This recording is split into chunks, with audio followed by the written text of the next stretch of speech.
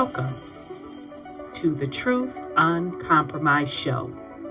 I am your host, Rhonda. Join us every Thursday at 7 p.m. Eastern Time. Truth is peace. Truth is freedom to love, live, and be.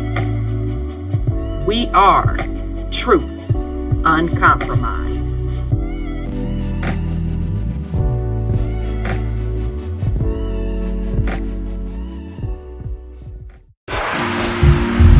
We are in the age of truth, freedom, love, prosperity, abundance, and peace. Welcome to Truth Uncompromised.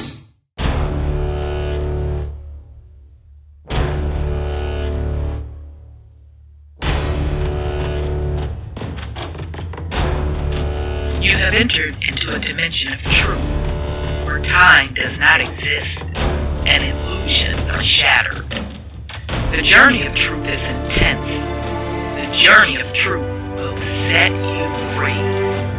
Consider this a warning as you enter the dimension of truth uncompromised.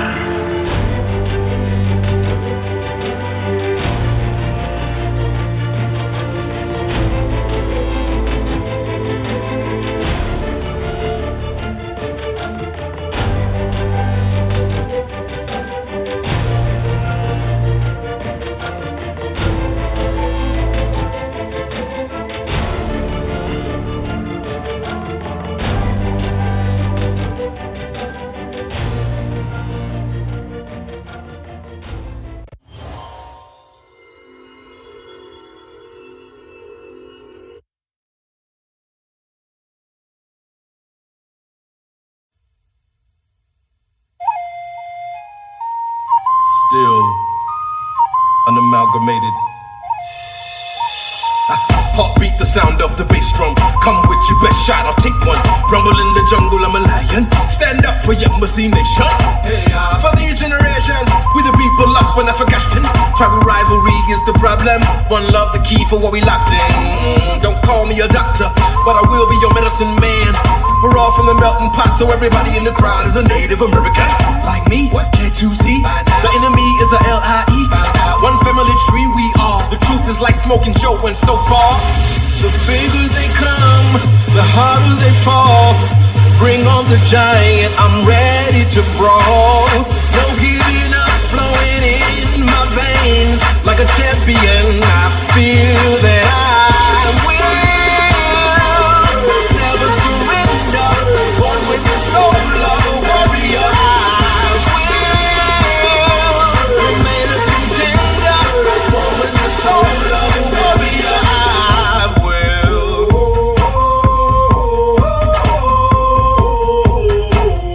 Hey yo, hey yo, hey yo, hey, hey, hey, hey, hey, hey, yo, hey yo, hey yo.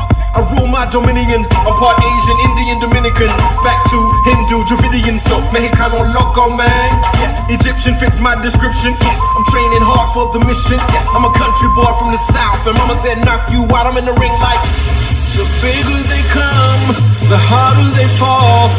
Bring on the giant, I'm ready to brawl. No giving up, flowing in my veins. Like a champion, I feel that I will never surrender. Born with the soul of a warrior, I will remain a contender. Born with the soul of a warrior, I will. If you're down for one love and one people, let me hear you say, hey yo, hey yo, hey yo, hey, hey, hey, hey, hey, hey, hey, hey. One finger in the air, hey yo, hey yo, hey yo. Somebody wanna yama see me break it down, down. Watch me break it down, down. Watch me break it down. Somebody know that yama see we break 'em down, down. Yeah, we break 'em down, down. Yeah, we break 'em down. The bigger they come, the harder they fall. Bring on the giant, I'm ready to brawl. No giving up, flowing in my veins. Like a champion,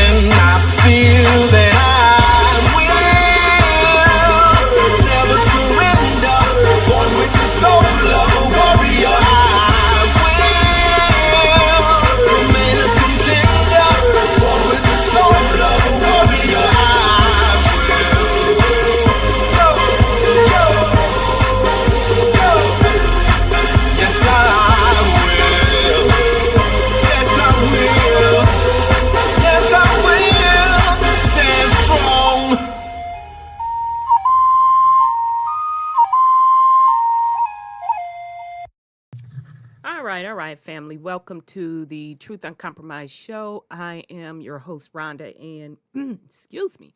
Tonight is what are we? Child, we're at the end of July. July 27th. We have a great show planned for you. We're actually on episode 22. Okay, a master number. We're actually on episode 22 of our series, Universal Language, Codes, and Symbols. So if this is your first time joining us, welcome.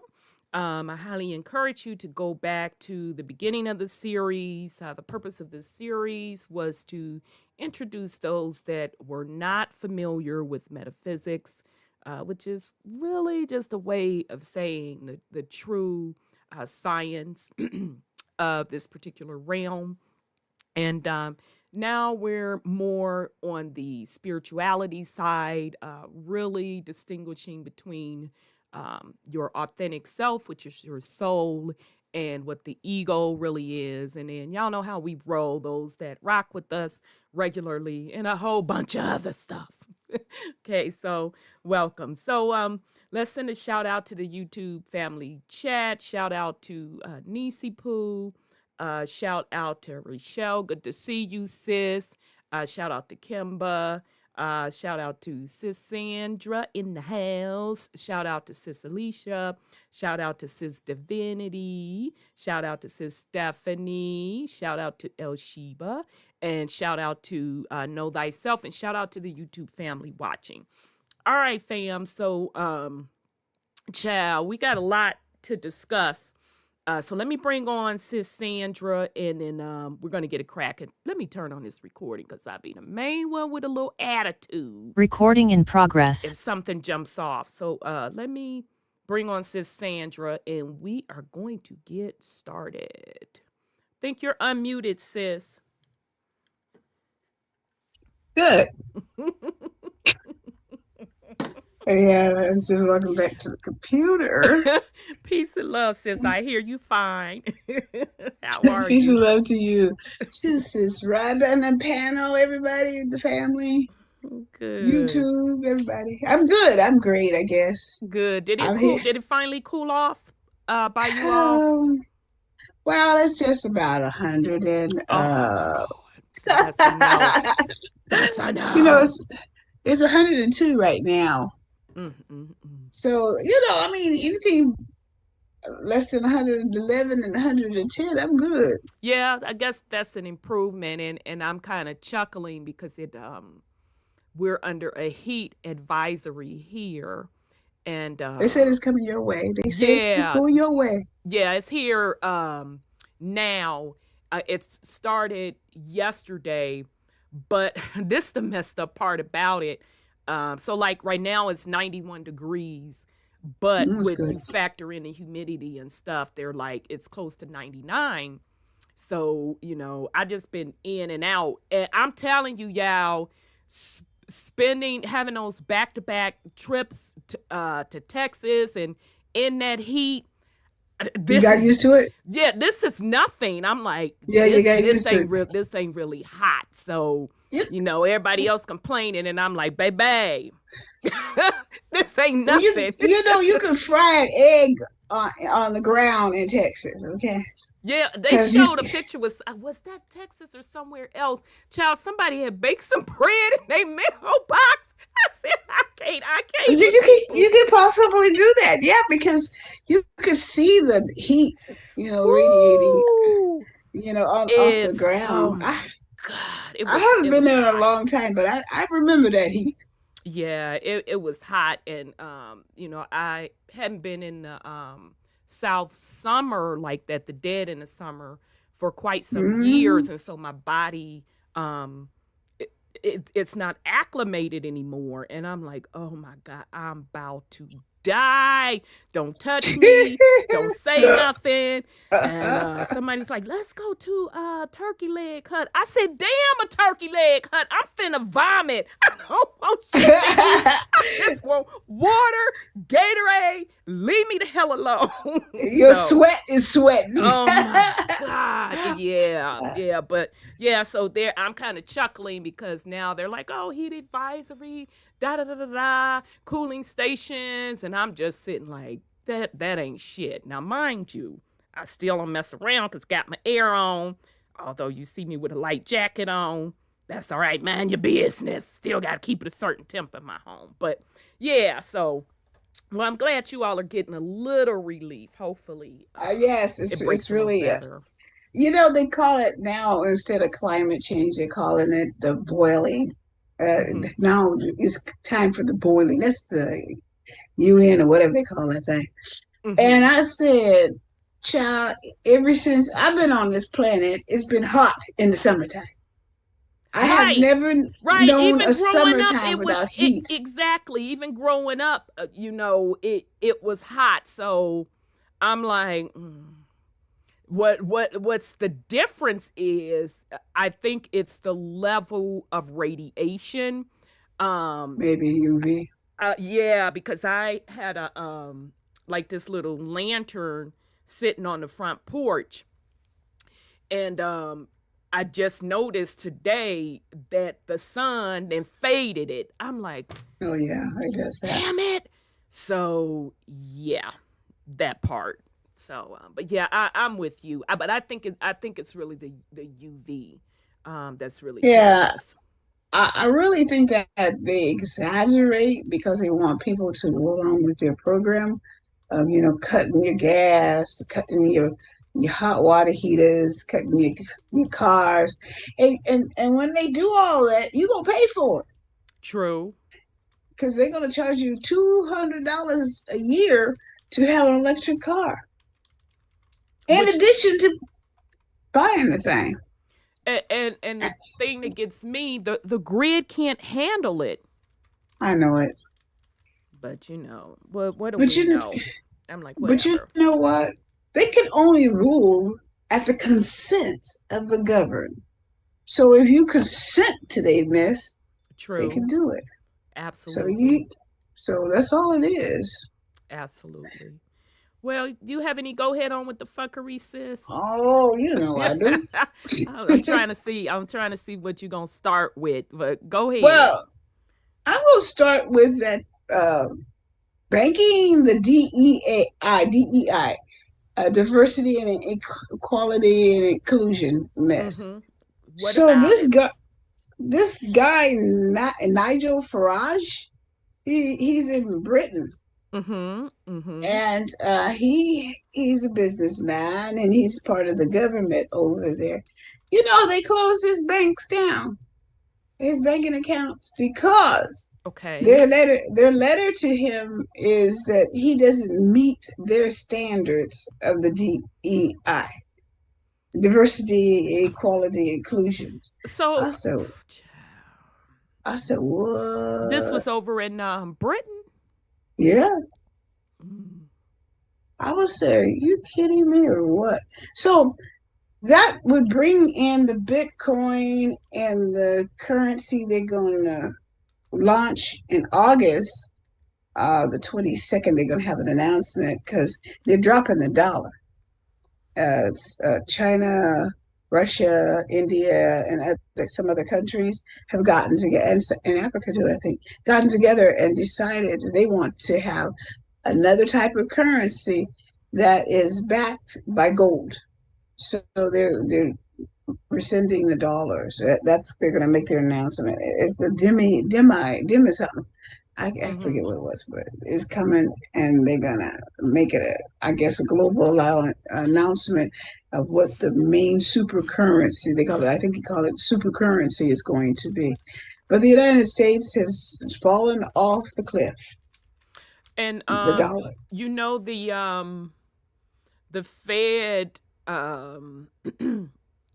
rolled out their Fed Now, which is really the first step infrastructure to the new financial system. But Fed Now for right now It's not linked to digital currency.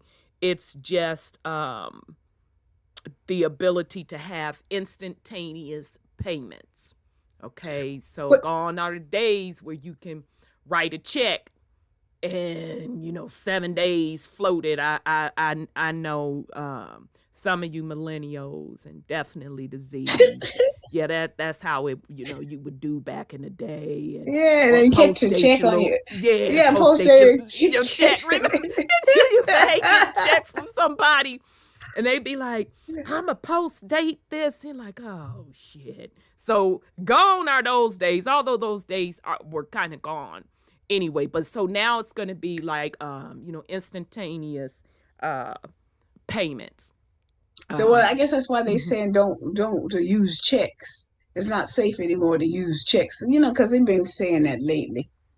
And so they don't want us to use checks because they can't track our activities with a check. Or, I'm no, excuse me, they can track it, but they can't control us. With the digital currency, they can control you. Oh yeah, everything is tracked. You not finna buy a pack of Tic Tacs. Do they even still sell Tic Tacs? I think Without it so. being documented. I know, and they can cut your money off like they did this Farage dude because his banks cut him off. I said, what? So he was on home Real America's Voice talking about that yesterday. I said, so Britain and some of these countries are Mm. launching this you gotta toe the line type of stuff to go in line with the DEIs, the diversity, equity, and inclusion uh, information. But they want you know what Yeah. you what you know what they see is important nowadays. I said, y'all guys crazy. They see your pronouns to be important. Some students are wanting to make it a crime that you don't use pronouns. Child. I said, I ain't got it to give. Like I've always said regarding this subject, I don't care what what you people do? call themselves, whatever you want me to call you, I will respect your wishes. And that works both ways. What I'm not finna do, what I am not finna do is argue with nobody about who I am. I'm not having that conversation, okay? Mm-hmm. So people need to grow up. Okay, that's the It's bottom these line. young kids. Respect goes both ways. If you It say sure you want to does. be called by XYZ, baby, that's what I'm gonna call you. All right, now you gonna have to tell Amy, cause child, I can't keep up with the shit. All right, but what we not finna do, if I say I don't want to be called XYZ, call me 123. That's what the fuck I mean. Okay, I don't know why grown folks, okay, want to get online and have these conversations. It ain't nothing to fucking discuss. No, it's cool. It's stupid. Shit. I couldn't even get them to Grow call up. me Mrs. They wouldn't even call me Mrs., but they want to be called dog and cat and all that kind of stuff. I'm like, ooh. Again, because I was brought up in the age that you had to address your adults as Absolutely. Yep. It was by yes, ma'am, yes, ma'am, or yes, by sir. title Or I or think by something. the time the Gen X, we could say Miss, like for example, Miss Rhonda. You could say by the first name. Or Annie or Unc, but you didn't call no adult by their first name. First name. Yeah, and I know in other cultures, specifically the white culture, they were like floored that that was a thing. I'm like, oh yeah, we didn't play that. You literally would get in trouble by your parents. That was a sign of Of disrespect. disrespect. Yeah, it was a sign of Mm-hmm. disrespect, and it was so happened a Asian coworker was standing next to me when I was having this conversation with this Caucasian person, and the Asian coworker nodded their head because whatever vernacular it is, I think She was Chinese. I think she was Chinese. And she was an older woman, and she nodded her head like, yeah, that's the way it is. So, yeah, so, I'm not finna sit up here and play with these babies with Similac on your breath. Now, go ahead on now.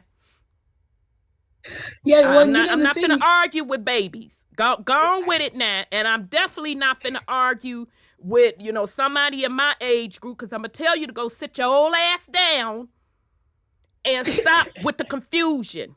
Okay? Be an example for these babies. Sit your old ass down and be an example. Shit.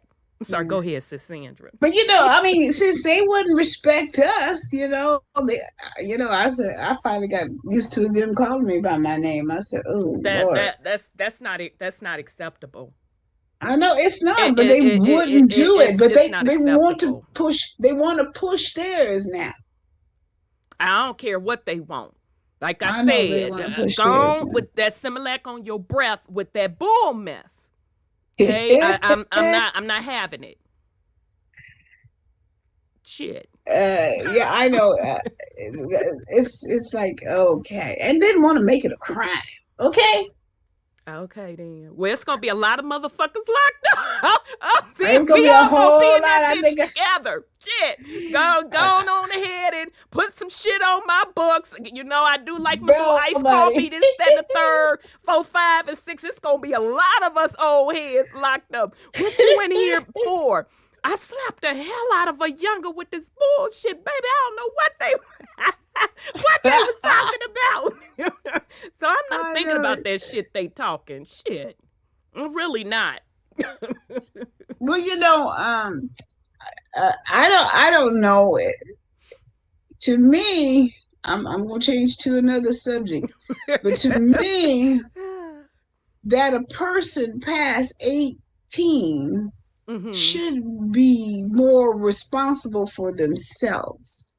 Okay, give me more content. Saying in regards to this 53-year-old man, where they getting up there and say he has a drug problem, and the father is just trying to protect his son.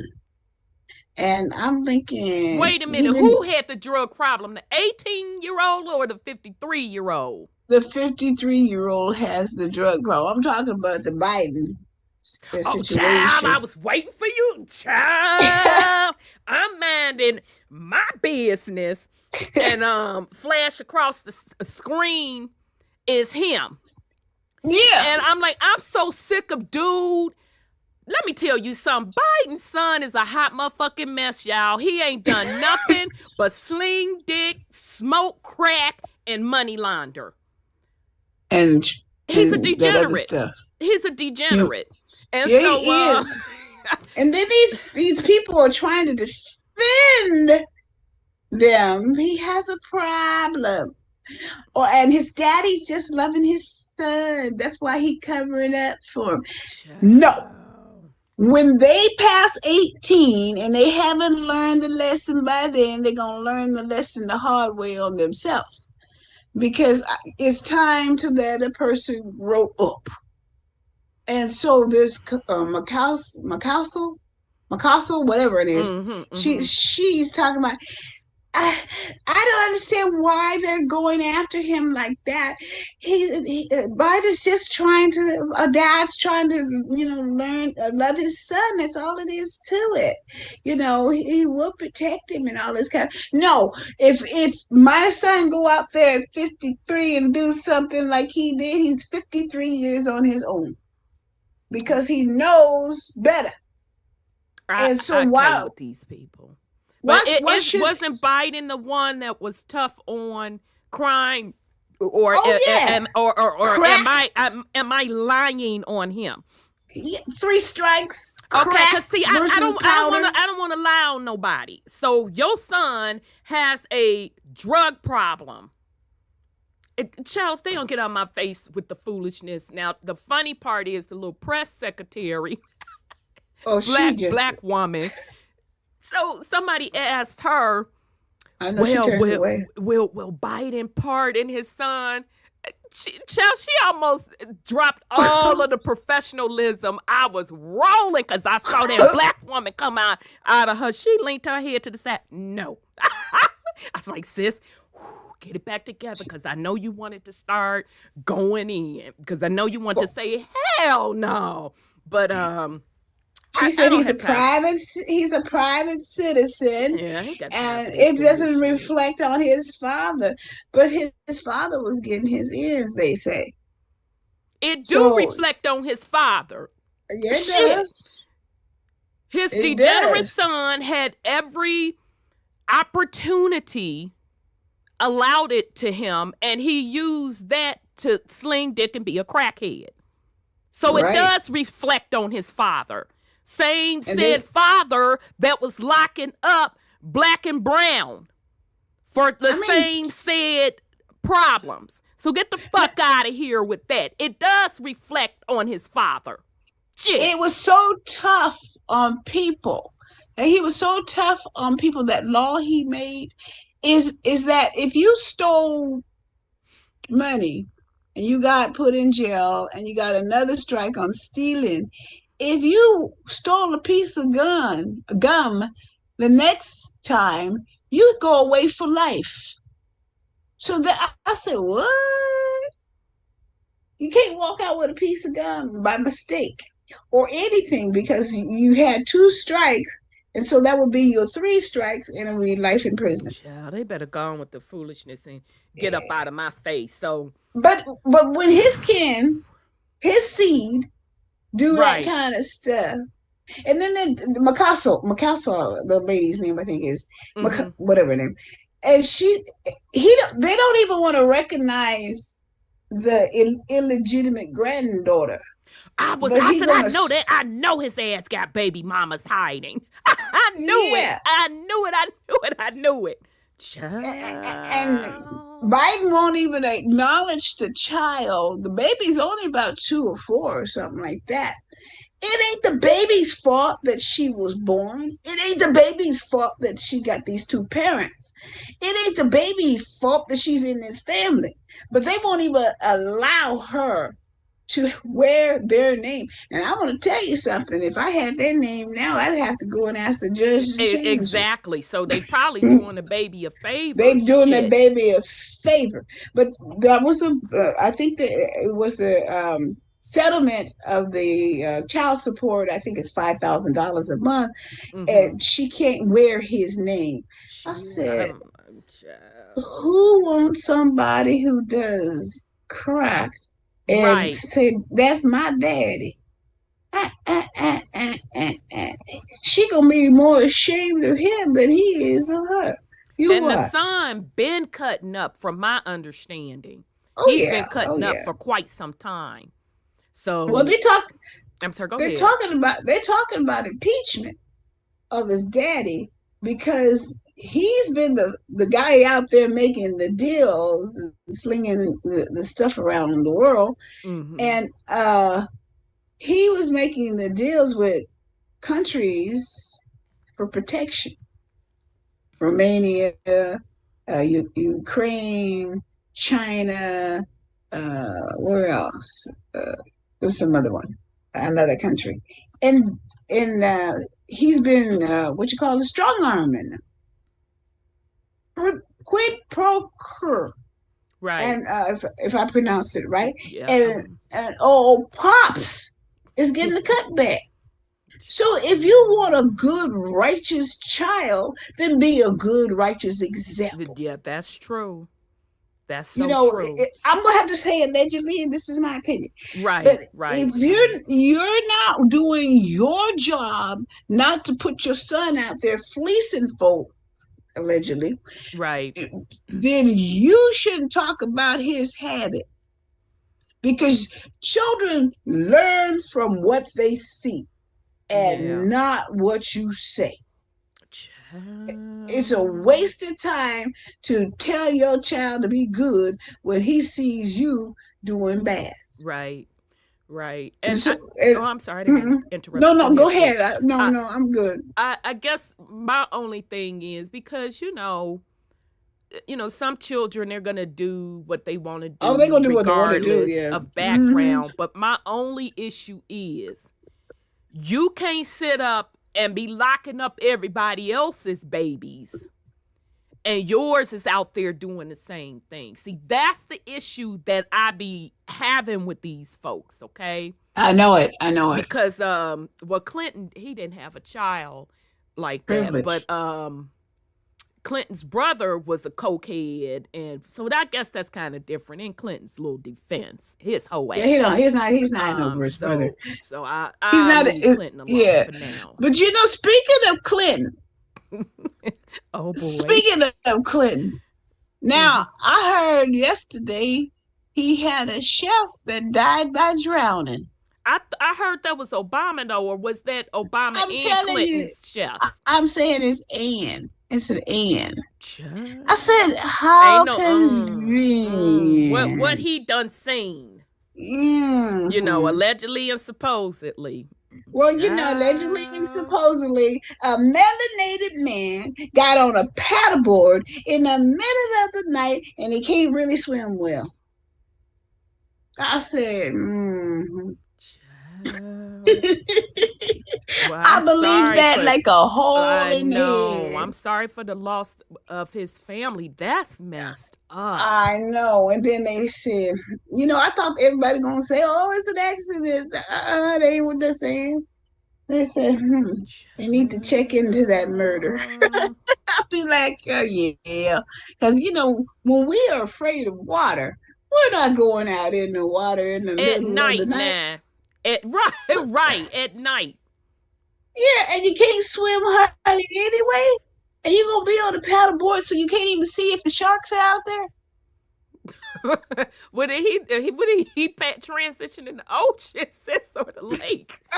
You'd have put you'd have put the sharks in the lake, but nonetheless, I know what you're saying. Yeah, so he was in Martha's Vineyard area, I think it is. Oh, okay. At that house. Oh, wow. So that's out there in that big old ocean, right? Okay. You see? So unless he was in a pond somewhere, but I just, I'm like, that don't even make any sense. No, it don't sound right. It don't sound right to me at all. Thank you, RDT. I know it don't sound right.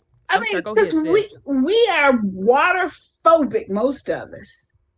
And we want to just sit there on the bank and get our toes wet. Right. And then to go out in the water at night by ourselves. So they better come up with another excuse. Right. They better do a good one. Right. Yeah, that's a bad excuse. I said, you know what? Ever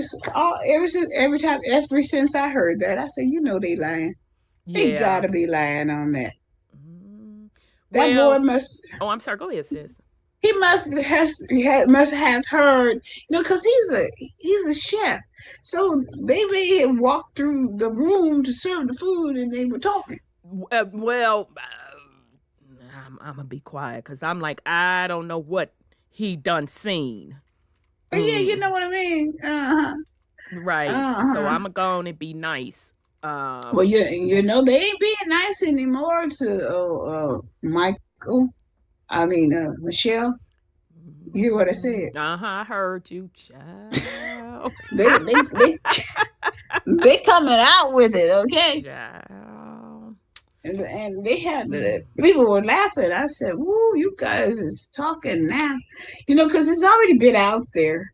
They had pictures of it, and and you can't talk about none of that stuff no more. We used to be able to. I used to be able to go on YouTube and see them videos, and they took that off.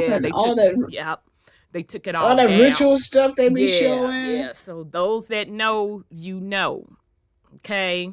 So that's all I'm going to say about that. But I can say what I believe on this. Every person that is hollering, they hate Trump, that's in office or in public eye or, a popular person, Epstein had a list. Mm-hmm. And some of them folks' names is on that list. And that's why they hollering now. They was his friend before he got to be president. Okay? And then they realized what they had done and what he could do to them. Because one of the things he first did when he got into office was to try to protect the children. Well, but wasn't, to be fair, aren't there pictures of Trump of him there too? Yeah, he's there. Well, that's what they say he was going to be like. Pictures, excuse me, family. Pictures with him with old boy and his madam or his bottom B. So, I'm not painting Trump card out as no hero in that scenario either, because why were you keeping such company? No, it's pretty bad. You know what? But he probably repented. Hey, peace and love, Brother Sean. It ain't no repenting for that for me. But I'm sorry. Go ahead, Brother Sean. Peace and love. How are you? I'm great. How y'all doing? Good. Good to hear your voice. Go ahead, Brother Sean. Go ahead, Brother Sean. To my understanding of that situation, Trump was one of the first to out him. They was only together that one time when he was at Mar-a-Lago, and Epstein hit on one of Trump friends' daughter. And Trump had him put out. Okay. And Trump outed him back then. Okay. All right. So in Trump's defense, I apologize up in advance, Trump. So, okay. So that explains that, because I'm like, okay. So that explains that. And that lady that's in jail, that's in jail, she was supposed to tell who did what. And that this government is keeping it secret. They know everything. I know they everything. Because they were probably there themselves. Acting confused. No, I ain't confused. I mean, it's all in the script. I mean, we didn't see how many movies play this stuff out. Right. True that. That's true. True that. I mean, with Biden, with Hunter, it's far worse than the absolutely. Crack thing. Yeah, he's a degenerate. He did crack with Mary and Barry. What? Wait a minute. Wait. Wait. Biden's son used to do crack with Mary and Barry. Smoking with Marion. Yep. Child. He said it. I didn't send you some stuff on Telegram, sis. You got to check it out. I'll be like behind on all my stuff. Child. Yeah, but you gotta check it out. You just gonna be like, wow. Access to the laptop, everything. Oh, I saw the laptop. I saw pictures on the laptop. And they were denying it when I was looking at it. I'm talking about access to everything. Yeah, they got it up there now. These people are they're just degenerates. That man shouldn't even be breathing right about now with what's in their laptop. But you know how the script go. Mm-hmm. I mean, we don't know which number clone that might allegedly supposedly be. I mean, but the judge now is looking for more serious charges. She says she couldn't accept that plea agreement that they gave Hunter. Did you hear about the amicus papers? Where they wrote up 800 pages worth of briefs from the Senate on the testimony of the witnesses and all that kind of stuff, and for tax evasion. And the clerk, allegedly from the law office, she called the clerk and excuse me, the lady from the law offices called the court's clerk and told her that they wanted to withdraw those papers, I think it was. And so they lied to the court, Hunter's people, to pull Of out course they did. those papers. And so the judge, hey, did you know she's a Democrat? She's a Clinton or Obama appointee or something like that.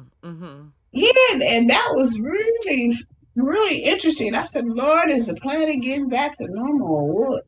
Somebody got some morals? So, yeah, they called the clerk there and said they didn't, those papers that they had filed, they wanted retracted, I think. And it turned out to be Hunter's attorneys who did that. But they were trying to give him a clear, big, clean bill of health for anything that he was going to be accused of. That's how they had wrote the papers to the judge, I understand. They got her in that as the one who's going to navigate it, and then they took her out of it at other stations, not on the amicus papers, but on the papers from the Hunter's attorneys. And so that's, when you do a plea deal, I think you have to plead guilty to a lesser charge. But somewhere they wanted him to have amnesty on everything. A broad spectrum. The thing is, they waited for the statute of limitations for majority of them. And they tried to give the plea deals on something that you can't give a plea on. Diversion. He didn't have the authority to do that. He didn't file the necessary paperwork to be doing that type of business with foreign governments. Right. And she started asking questions. And she sure did. And she asked, is he under investigation? And they had no choice but to answer yes, because he's under investigation now. So he had to, so what he did was plead guilty. But, they had intended for him to go in there and plead not guilty because they were going to write that deal up for him. And then they said, and the lawyers are saying that the way they wrote it would make him exonerated from all the other things he's done that they're going to go after him for. Well, all bets is off the table now. All bets is off the table. Ain't no plea agreement now, so it's going to have to go to court. Yeah. It's just a distraction. Yeah. What is the next thing? Right. Trump is being indicted.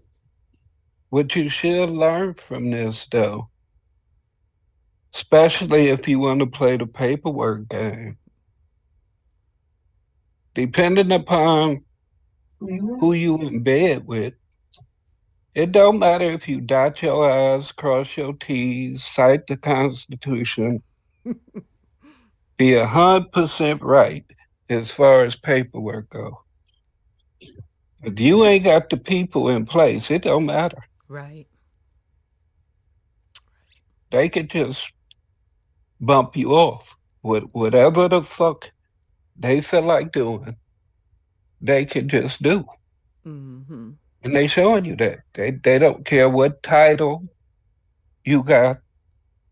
They don't care if you allegedly and supposedly the president. Right. Look, if you ain't going got along your with indigenous what we want, papers.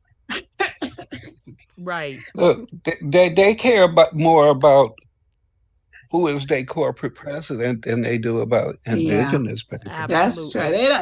They don't care about nobody. Because it's about the empire which this corporation rolls up to. Yeah, that's exactly right. So. Yeah, and you know what? As far as for indigenous papers, I don't even see why people are looking at the legislators. What you need to look at is your neighbors that you decided to be all kumbaya with. Read some of these comments. It don't matter what the government be planning or what they appease you with. That ain't who you gonna have to deal with. No. No. I saw a video where I saw about that Ben and Jerry's thing. Oh, Of course, it's some Patriots channel. What did they say? And a couple white boys just came right out and said, fuck the Native Americans. This land was conquered. They always felt, the Patriots have always felt that way. That's why I called them motherfuckers on their card years ago. They say this land was conquered. We ain't getting it was a fair fight, back. They say. Yep, they said it was a fair fight. I always knew they were full of shit. Because the Patriots, it's about white men. The Patriots, it's about white men. Mm-hmm. If you black or African American, you're okay as long as you stay in your lane and you ain't asking for too much. But then at the same time, he got a black co-host on there. Same time he turned around and said, why does there have to be a Black History Month? Why does there have to be black entertainment? So what did the black guy say? That's what his ass sitting up there. That's what his ass fucking. He's gonna ride along. Cooning. He's gonna ride along with it. We're just all American. Child, I would have been rumbling up in that bitch. What you say, nigga? Hold up. Let me call my people. Cause I need you to say that shit to my people. That's what the fuck they get. That's what he get. But he know who to say that shit to. Exactly. But remove the word black from the title black from it. Back in the day, all the movies had quote unquote white folks in it. So why would they be upset that quote unquote black folks decided to have their own shit? I told y'all them Patriots was full of shit. I told y'all they was full of shit. Biden's no better. My ass then. We ain't on Biden right now. We on the motherfucking Patriots. I know it. I told y'all the motherfuckers was full of shit. Continue, bro. As far as they concerned, you can be anything but motherfucking indigenous to here and want your land back. Yeah. All that kumbaya shit, all that we fellow American shit, go right out the motherfucking And I knew that. I told them that years fucking ago. Because, Sean, you remember, and Sis Sandra, you remember too, some melanated folks was all hugged up with the fucking Patriots, talking that bullshit. Let's go back to the organic constitution. I said, what are you dizzy ass motherfuckers talking about? Them people don't give a shit about you. You do understand that whole patriot movement is about white men, quote, quote, staying in power. That's what it's about. I told you motherfuckers that years ago. I was just waiting for it to come out. It's been out there. It's in the comments all the time. Oh yeah, they slip and say it. They slip and say it. I never followed them, but I watch some of everybody because I like reading the comments. Yeah, the comments be telling that fire. Yeah, they be telling it. They be telling it. But one of the guys said to what they want us to do, give the land back to the Indians. I said, ooh. Who did they get it from? He said they had to get it from somebody.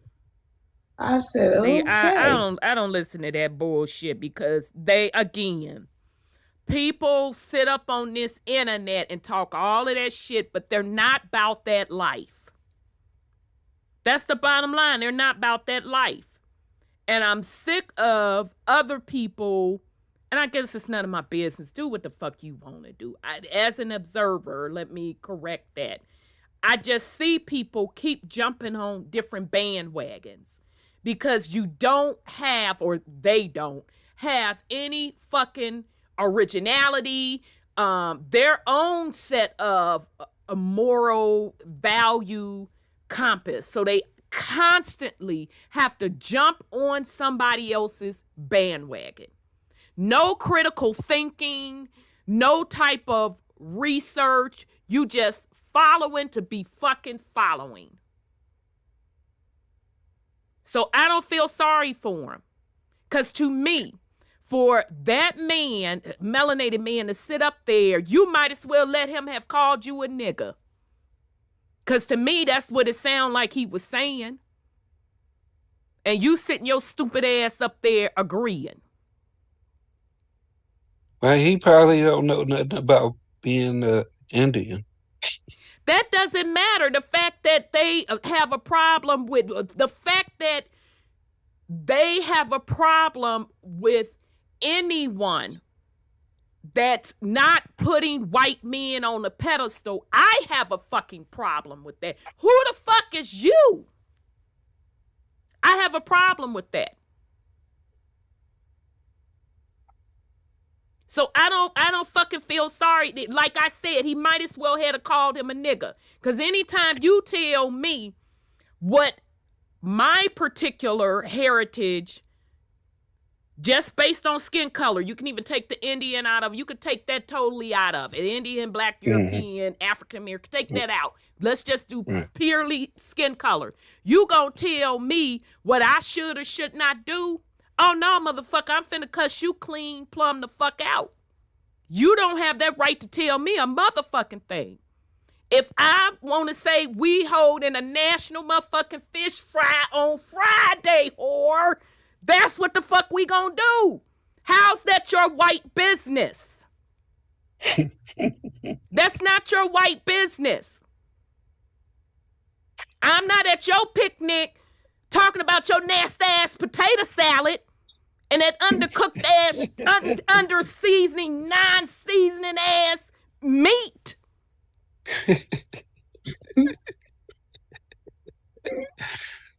So they can miss me with that. Is, you know, like that underhanded current bigotness. And see, I don't play that. I call motherfuckers on they card. Who the fuck you think you're playing with? Oh yeah, but they do that all the time. Shit. Again, you see that in the comments whenever it's a quote unquote Black child that's been committed a crime. They deserved it. It's their upbringing.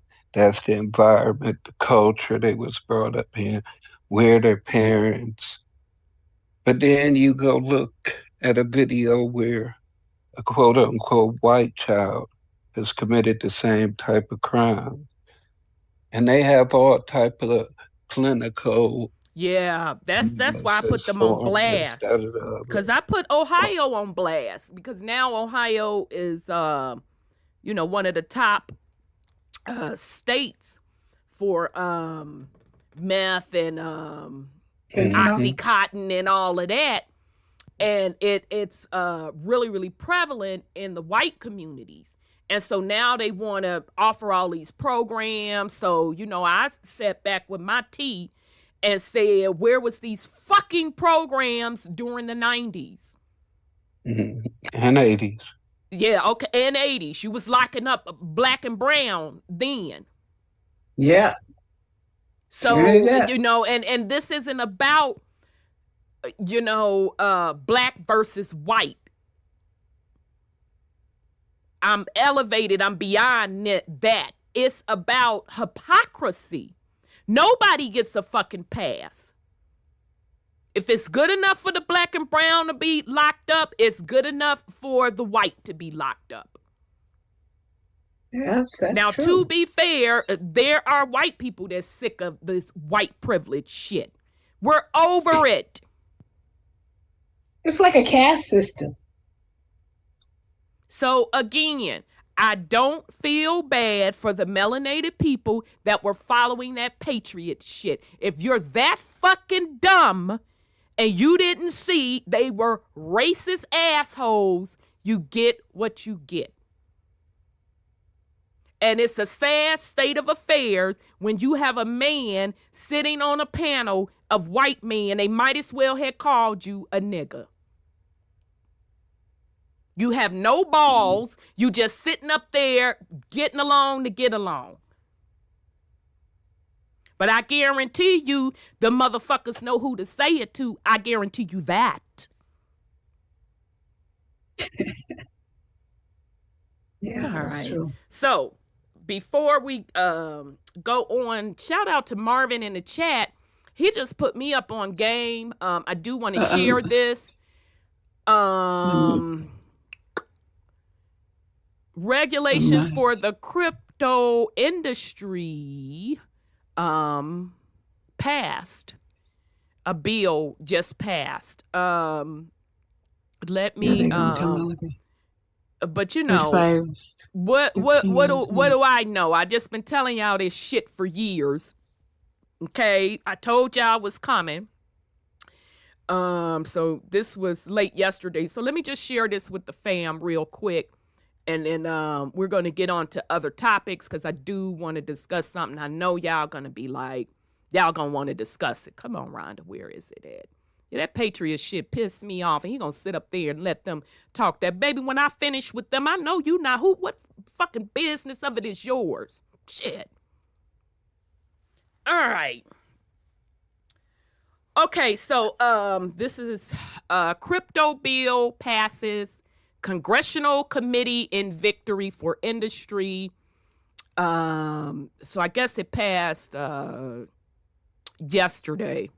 So Washington, July 26, Reuters, a key congressional committee on Wednesday advanced a bipartisan bill that aims to develop a regulatory framework for cryptocurrencies, a milestone for Capitol Hill in its effort to codify federal oversight for the digital asset industry.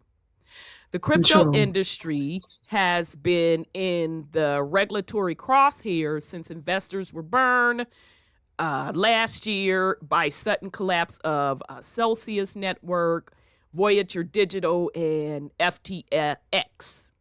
The bill passed by House Financial Services Committee would define when a cryptocurrency is a security or a commodity and expand the Commodity Futures Trading Commission's oversight of the crypto industry while clarifying the Securities and Exchange Commission's jurisdiction, as many crypto advocates complain of the agency's perceived overreach.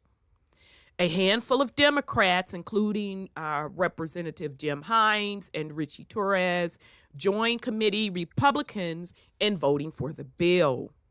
The House of Agriculture Committee is scheduled to consider the same bill Thursday. As other jurisdictions like the UK, the European Union, Singapore, and Australia have moved forward with clear regulatory frameworks for digital assets, the United States is at risk of falling behind. I told y'all they was getting ready to do it all along. All right. We intend to change that today, said Representative Patrick McHenry, the Republican chair of the House Financial Services Committee at the markup.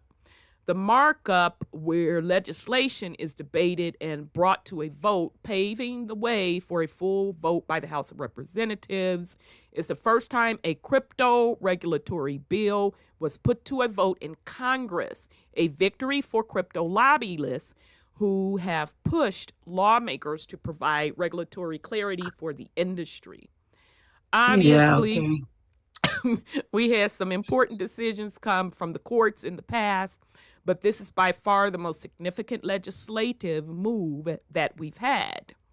The bill has galvanized many in the crypto industry who say that with Democrat support, the bill could have a shot in the Senate. For anything to be sticky, it's going to need some bipartisan backing, yada, yada, yada. Okay, but some Democrats, including Representative Maxine Waters, the top Democrat on the Finance Service Committee, fiercely opposes the bill. Waters Let's said, just show. Exactly. Waters said the bill would create more confusion and offer consumers and investors fewer protections than they currently have. The bill needs the calls from the crypto industry while disregarding the views of the administration, the Securities and Exchange Commission, and consumer and investors advocates, she said. The measure may also face obstacles in the Democrat-led Senate, where the head of the Senate Banking Committee has said he is unsure if additional legislation to regulate crypto is necessary. All right, so I'm not going to read through the rest of this, but we told y'all it was coming. Yes, ma'am. Go ahead, sis. FTX, Sam Bankman-Fried, just got his charges dropped for campaign financing for his cryptocurrency. That charge has been dropped. They said he was giving most of the money to the Democrats, supporting the Democratic, party, and that's the one that had the FTX. And so they dropping the charges of him. And you could tell they were going to drop the charges when they arrested him, because they said, oh, he didn't mean it. But they passed that bill to get control over those cryptos, you see. To regulate it. Mm-hmm. Yeah, to regulate it, because he was out there making bank and they weren't getting they what you call it? They bank. You mean the head of the FTX? Yeah, they just dropped the charges against him. Well, this is my thoughts on that. Now, this is just Rhonda's opinion on this. I think that was all set up. It was orchestrated. Yeah, it was. They knew where he was all the time. Well, not only that, I think they purposely set the whole thing up to, justify regulations. Yeah, just verify that bill that you're talking about. Because if you look at like the financial statements, a couple people did a great job digging into financial statements and like the origin of the company, and it just didn't look right. It was just stuff that was glaring that told you it was a lot of fakeness and Ponzi scheme going on. So that's just my opinion. I don't have any proof on that, but I think that the whole FTX stuff was orchestrated to fail, to usher in regulations of crypto, because it's not only about running the taxes on the particular gains, but it's also, again, an introduction to the world to move from the paper currencies over to digital currencies, which is ultimate control.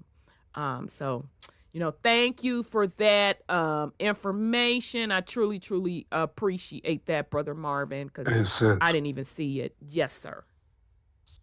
I think they also wanted to bankrupt certain individuals. I could see that.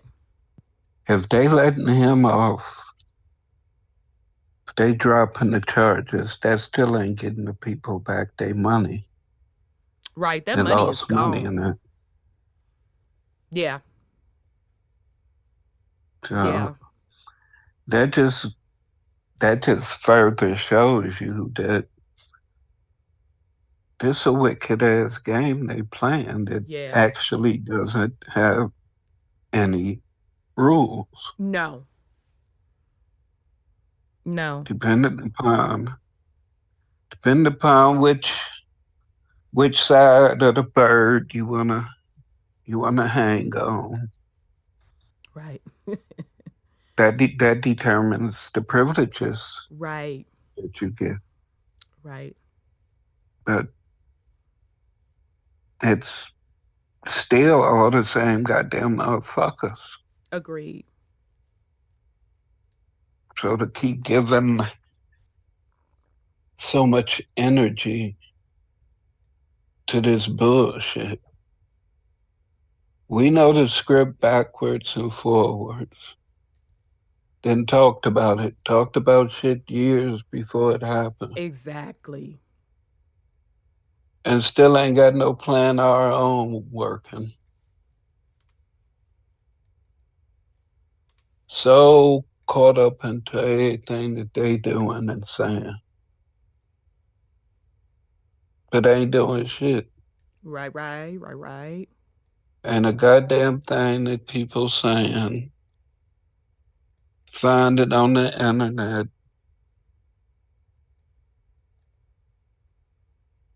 Oh, that's meant to be found. I agree. The chat GPT thing show you now that you can have whole books and stories created, have stuff look like it's dated and all type of stuff that you can create to fit any narrative. Right. So anybody can say anything and go on the internet and pull up something that they can say is source material for it. The real shit motherfuckers ain't got to yet. And Rhonda keep telling you, go to the other realm and bring back some real shit. Bring back something new. You want to impress a motherfucker. Right. Because other than that, if you ain't making moves on that soul level, you still playing in the Matrix. Right. But I digress. No, very good. Very good. All right, fam, just to switch gears real quick. Child, is so much stuff going on. So I'm going to go to this story, and then we got to get on something else. All right, I don't want to say it, because if I say it, we're going to start talking about it. So I got to get to this story first, because, child, let me tell you something. I'm like, when I saw this, what's this story I saw this morning? Yeah, I think I saw this shit this morning. You know, I'm sitting trying to get myself together in my office. I got the news on in the background with my cup of iced coffee like this. And this news story comes across. And I said, I know they lying. I said, hold on, fam. I know y'all heard this. So, but just real quick, let's just go over this. But this is how you could tell that the planet, pretty much the people on the planet, they're like, you know what, we don't even give a fuck at this point. You know, we really don't, because they just held a congressional UFO hearing, y'all. So, child, let's just go on and see what they have to say. I think this was released yesterday, but I saw it this morning. So here we go. Oh, shit. Wait a minute. My bad. Tap to unmute. Usually it's not unmuted. Okay, here we go. UFOs, amid growing public interest about potential extraterrestrial life beyond planet Earth. The committee heard testimony from 3 witnesses today. One was a former Navy commander. One was a former Navy pilot.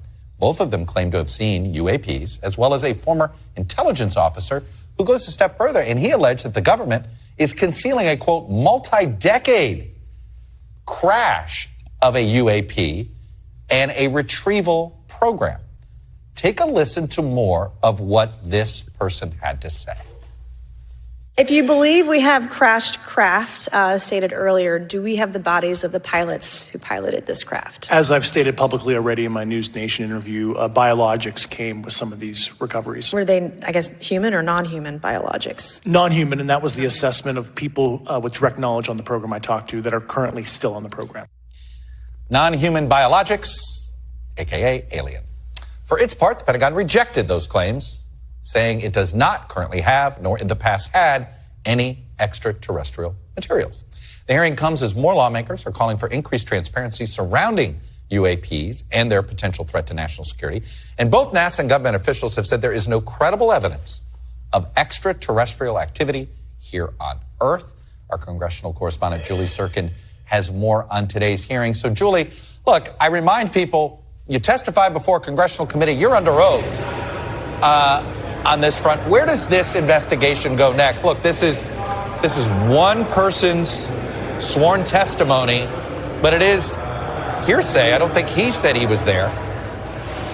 Oh, no, it's totally hearsay, and you're right to point out that he gave this testimony. David Gersh did, a former intelligence officer, under oath. He told the panel that he's heard secondhand accounts from his colleagues. He even said in another exchange in the hearing that he had colleagues complain of being physically harmed by these objects. Now, you ask an important question.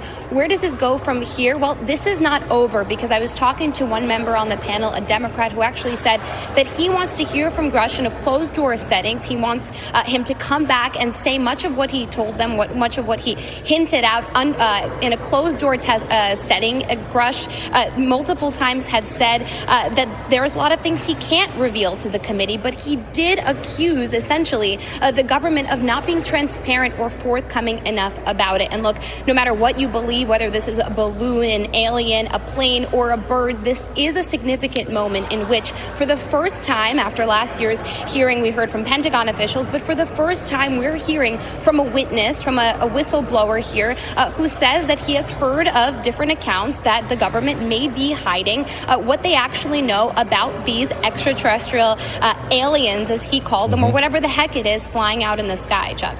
So, Julie, I mean, if somehow the government has obtained these craft that indicates there are crashes, was there evidence? We know there have been people, we've said Navy pilots, commercial pilots have seen unidentified objects, and we've been chronicling that. Is there anybody chronicling crashes that we can't explain? Well, that's kind of what Congress wants the government to go back and start doing more of. We've heard in the last few years, whether it was passed through the National Defense Authorization Act or any other intelligence reports that we've seen from Congress, they want the government to have a closer eye at investigating it. We know that they started this task force to investigate UAPs, but even just recently, as a few weeks ago, there is a very real effort from the Senate, from the House, for the government to do more on this issue, and that's exactly what they're calling for in this year's NDAA. We saw bipartisan amendment, for example, from Senator Chuck Schumer and others, including the intelligence ranking member and chair, for the government to do just that, to publish this information, to make it public, and by the way, to not retaliate against whistleblowers who come before Congress to try and tell their stories. Julie, in 20 years, it'll be fun to go back and look at this day of congressional hearings, courtroom dramas, and find out which one of these stories is the one that had the most legs. It could be the story you were covering today. Julie Sirkin on a quite not your ordinary congressional committee day. Julie, thank you. All right, fam. So, you plan to watch the game today? I have to watch my neighbor's NFL Sunday. I just sat there. I'm like, what the fuck ever. I don't give a fuck. I really don't. We had a running joke here for years that, when they bring out the aliens or they bring out the Lord hath returned it, that we knew this shit was officially fucking over. Yeah, they doing it. So I'm like, okay then. So I just found it interesting that they put that out as a mainstream media story, and nobody gave a fuck. So that's just telling you that the planet is like, okay, and so next news story, whatever event you're gonna roll off next. So yeah, I just wanted to share that with you. I was just like, again, I literally sat there and was like, what? And continued to drink my iced coffee and continue to do what the fuck I was doing. I'm like, whatever. And apparently nobody else gave a damn either, because I didn't see it trending or none of that. So this shit is over, y'all. I think the shock and the awe, it's worn off. It's worn off on the populace. It's just, I think everybody's just done at this point. I'm sorry. Well, most people know they hide and they lie. So they're not gonna tell anybody the truth anyway. They can stand up there with a stack of Bibles and tell a bold-faced ass lie. Right. I mean, look at who we got in office. I have no dealings with my sons. I've never discussed anything with him. I don't have anything to do with his business. Sit right up there with him. Took him to the place. I didn't do that. Yeah. So, don't give me a break. And I mean, that should have been huge news, okay? It should have been like trending, and literally nobody gave a fuck. Cause I'm telling you, I went on about my day, and I'm like, I don't give a fuck if it is true. They can step off that motherfucking ship if they want to. I'm finish cooking my meal, doing what the fuck I'm doing, and crossing my motherfucking legs. Everybody is over it. Okay. Yes, sir. They're holding congressional hearings about that now. That's why that story made the news. Yeah, because that's what the man that said, supposedly and allegedly that, well, I shouldn't say supposedly and allegedly because it came out of the man's mouth, that there were actually alien bodies and all of that. That was at that congressional hearing. But my point being, nobody gave a fuck. The public don't give a fuck. No. Oh, there's too much other stuff going on. They got 1,000,002 things going on. Whatever it is, that whatever community you fit off into, whether it's the UFO community, whatever community you fit off into, they got a distraction going. Absolutely. And that's the way I look at it, Brother Sean, because again, I look at it as the alien, they're pulling the alien card for shock and awe. And I just thought it was interesting that everybody, I think where I'm personally trying to go with it, people are so desensitized. We don't give a fuck. Yeah, we used to talk about this with the Independence Day. You remember that they were going to have another Independence Day type situation? And they kept revving up Independence Day, Independence Day, Independence Day. Remember Will Smith and Independence Day, right? Yeah, that was the good one. I ain't like the sequels and all that. The sequel, they won. Yeah. They ain't. But the thing is, if you ask all the illegal immigrants, when they get here, it is Independence Day. It is, isn't it?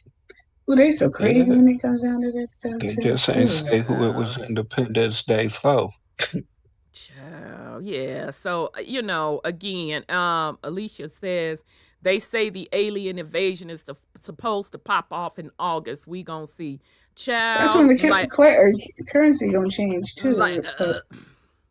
Like I done said, I don't give a fuck if the Anunnaki, them, Grays, shit, I'm trying to remember it all. Zetas. I don't give a fuck about none of that shit. I really don't. I'm just gonna continue on about my business. Okay, and the blondes. Shit. I really don't at this point. That stuff is so old, it's pathetic. Yeah, what you say, Ian, is too hot. Yeah, goddammit, you want to come on this bitch with this foolishness. Let's start with, I can give you a list of eliminations. Now, you want to talk, goddammit, let's talk. I can give you a list of eliminations. You clean up this motherfucking air. Otherwise, get the fuck on your ship and get the fuck on. And anybody else that want to go with your sky daddies, come get your motherfucking chillings and get the hell on. I don't care. And apparently, the planet don't give a shit. So, Earth is getting real hardcore, y'all. I'm sorry. Go ahead, Brother Sean. It's hardcore when it's an alien story and it don't go viral. I'm sorry. Go ahead, Brother Sean. Yeah, but when you then came up dealing with spirits and crackheads and all type of stuff, I mean, we done seen that. Everything that's going on down here, Alien ain't gonna be nothing new. True. No, they ain't gonna be nothing new at all. True. I used to see him when I was a Gonna be kid. asking him for some change. Right, for some change. Cause I'm a show be like, they walk past my motherfucking abode. I'm just gonna sit on my porch and be like, oh, okay, that's interesting. Hopefully I have my phone to snap a pic, but shit. And the way folks strung out on dope up here, shit, I don't know if it's an alien or if it's a regular person. So, shit. So I'm like, niggas gonna be like, you straight. What's Anna Marie? Anna Marie does that stuff. Or what you got? Like, damn, nigga, what you smoke got you fucked up like that. Let me get some. Yeah, let me get some of that shit, dude. Let me get some of that alien bud and shit, nigga. Right. The planet Earth has gotten real hardcore. And quite frankly, it's so motherfucking ghetto. They don't want to stop on this shit. Sometimes they write cartoons about that kind of stuff. I'll be rolling. They don't care to live here on this planet. These people crazy here. Yeah, and I'm telling them, all types exactly, of shit. Taking the rims off the spaceships and what's the converters, and the aliens like, you motherfuckers is crazy. And I'm gonna be sitting there drinking my coffee. I told you these bitches was crazy. Shit. Find your shit at the Slauson swap meet. Right. Shit. Yeah. So, and remember Anna Marie? Okay, I did something to my mic laughing. That's what I get. All right. So, next thing I want to discuss. Did y'all see the movie? Shout out to my niece that texted me and said, go watch They Cloned Tyrone on Netflix. And she's really, really good about recommending movies. She recommended Us.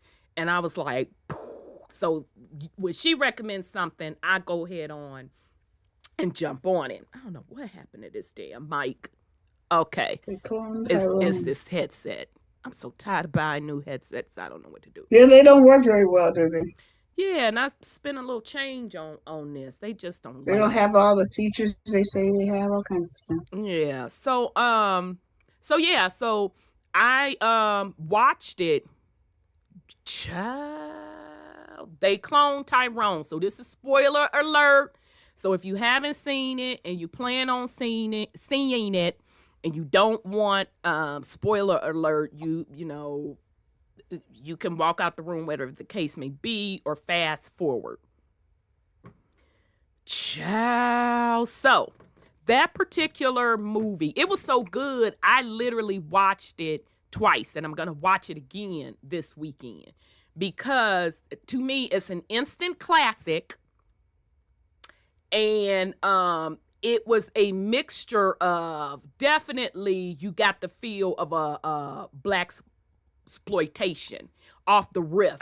You get that feel, okay? But I also got the feel of it. To me, it was like the black Westworld, a black version of Westworld, and y'all know Westworld is my shit. All right, and then they had every possible conspiracy theory in there. All right. So it had so many layers to it. I was really, really impressed. So Jamie Foxx played in it. And the other two actors, one actress and actor, they were the three main characters. And when I tell you they did a phenomenal job, they did absolutely excellent. So the gist of it was they discovered that they had cloning lab facilities in this particular town. Now, the town, we don't know what city this town was, because I was trying to look to see. I'm like, that kind of looked like Atlanta. No, that ain't Atlanta. We couldn't figure out what town it was. We couldn't even figure out what particular time period, because Jamie Foxx was dressed like a motherfucking pimp from the 70s. Okay. Their cars kind of look, some of the cars look like they was from the 70s. Some of the cars look like they were from the 80s. But one of the characters, he looked like he was kind of update per se in the 2000s, in the year 2000. So we couldn't even tell what time period this was. So I'm like, now that's an interesting twist on how they did that. We didn't know specifically what city this was taking place in. And they literally had like the cloning aspect to it. They had in there about the music being programmed. They even had down y'all to the hair relaxers, the food, the water, the chicken. Yep, the chicken, the water. And so long story short, and again, this is spoiler alert. So if you haven't seen it and you want to see it, go ahead on and back out of this part of the show. Long story short, this the Westworld-ish of it, because the main character, Fontaine, I think that was his name, Fontaine, had got into a beef with a rival, and so they lit him up. So technically he had transitioned, but the next day he shows back up on the scene, and so Jamie Foxx freaked out because Jamie Foxx saw when he got took out. And so Jamie Foxx, Fontaine, and then the other witness, which the lady, her name was Yo-Yo in the film, and she was to me the smartest out the bunch. She was a witness also of Fontaine being taken out. So all three of them went on the quest because Yo-Yo kind of knew where the house was, where this particular car was at. They rose up in this house, and pretty much they discover this underground lab. All right. And it's really, really good, y'all.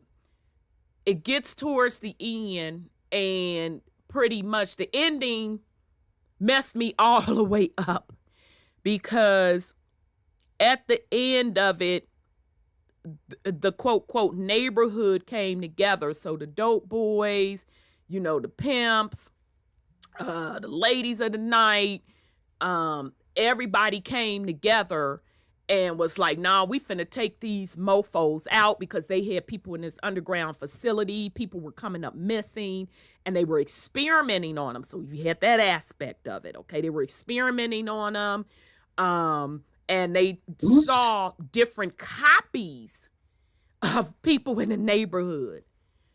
Uh-oh. And so Jamie Foxx saw his copy.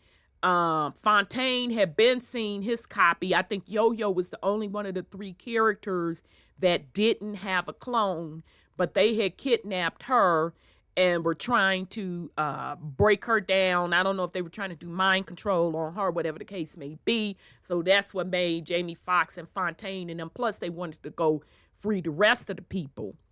Okay, so the neighborhood got together and went, got in there to handle business and start going in there, messing people up in this underground facility. And so then the ending is what fucked me up, because I had to rewind the ending. The first time I saw it, I had to rewind it again because I wanted to hear the speech from the melanated man. Basically, it was a melanated man, y'all, behind that particular facility. Okay. And so Fontaine, the main character, sis Alicia, it was the homeless man at the corner store that was always getting his little drink on. He was giving them the little nuggets. He's like, it's in the water, young blood. Every time old boy would come out the store with a little 40 ounce, and he would pour a little bit in the old man's cup. The old man would give him a little nugget, and they had a scene in there, y'all, where they had to go to the church, and child, they had me hollering because folks was up in the church getting their praise on this, that, and the third, and then why they remix that song "Back That Ass Up" as a church song, baby, I screamed. I hollered. And so Jamie Foxx, because Jamie Foxx's character, he was playing a pimp, and he was like, I know I ain't been to church in a while, so I was hollering. So nonetheless, they even hit an underground. Yes, sir. You know who that man at the end was, don't you? Yeah. Oh, okay. Yeah, that's why I had to rewind it, because I was like, I'm like, squint, squint, squint, squint, squint. I'm like, let me rewind this shit. Let me make, I got to make sure I saw what I had seen that did what I. Because I don't want to give that big of a spoiler. Don't get that away, shit. All right, I ain't going to get that away.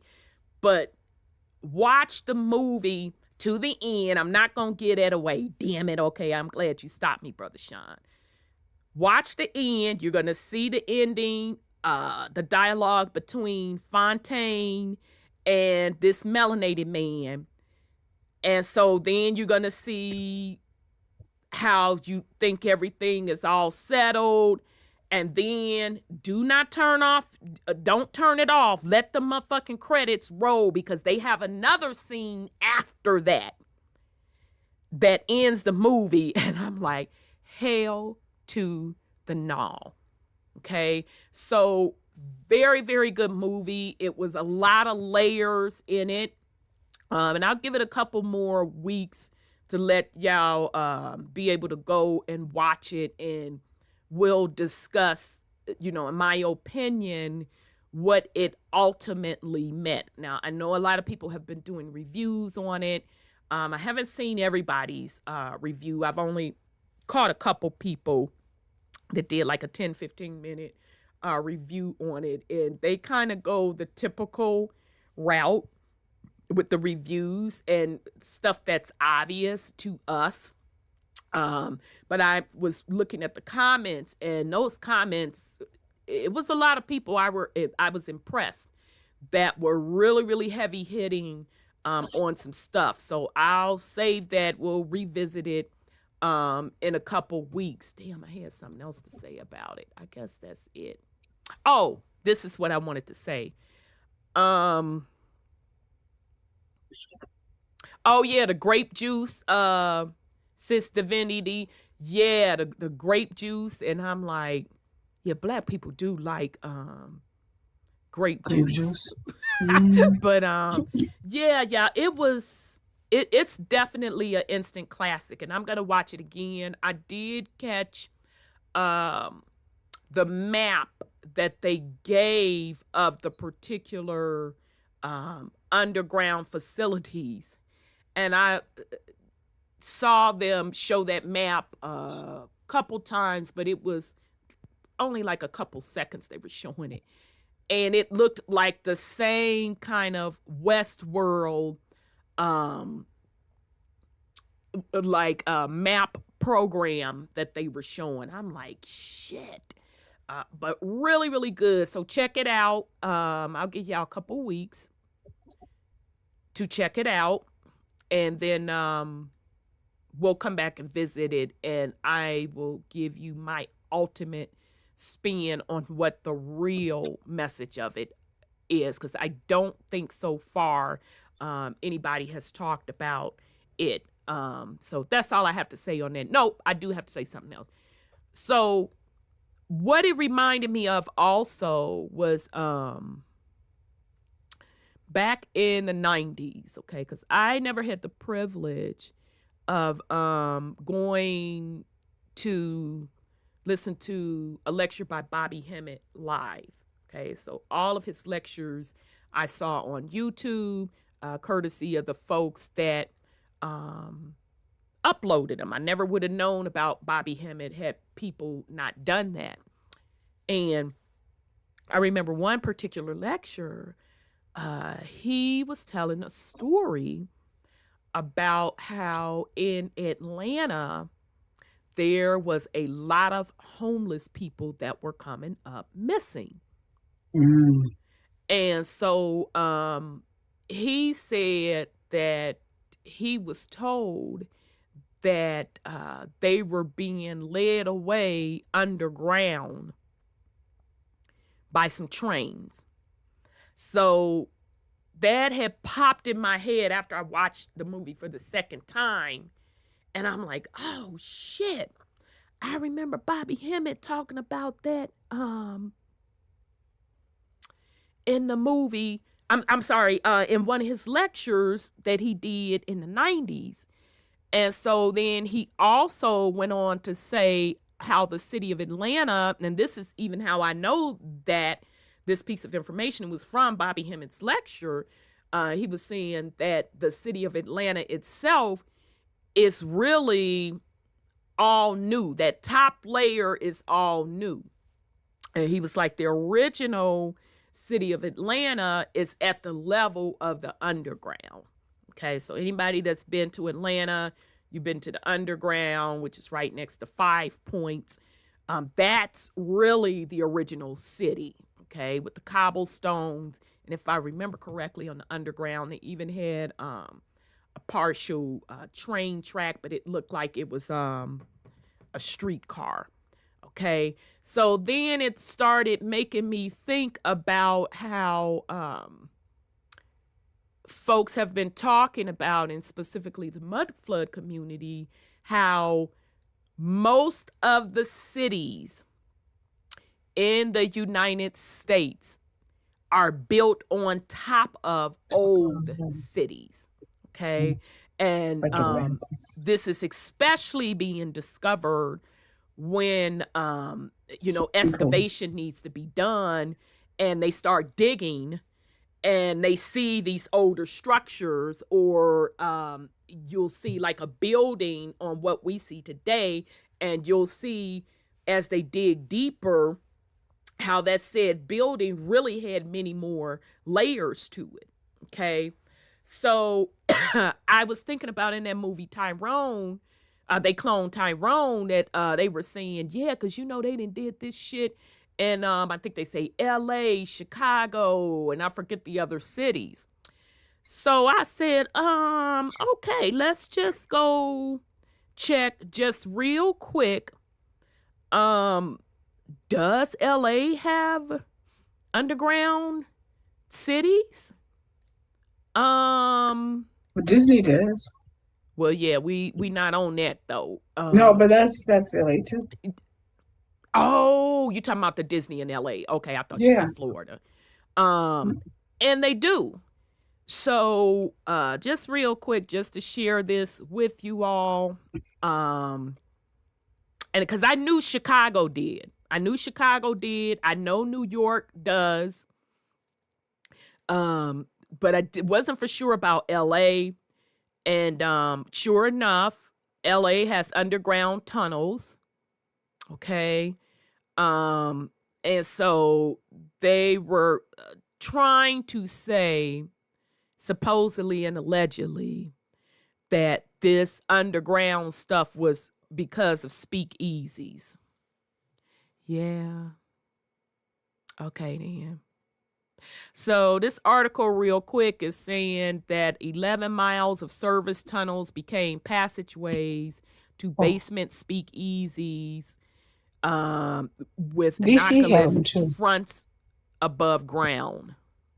I personally don't believe this bullshit. I think that those underground tunnels and cities have been there for quite some time.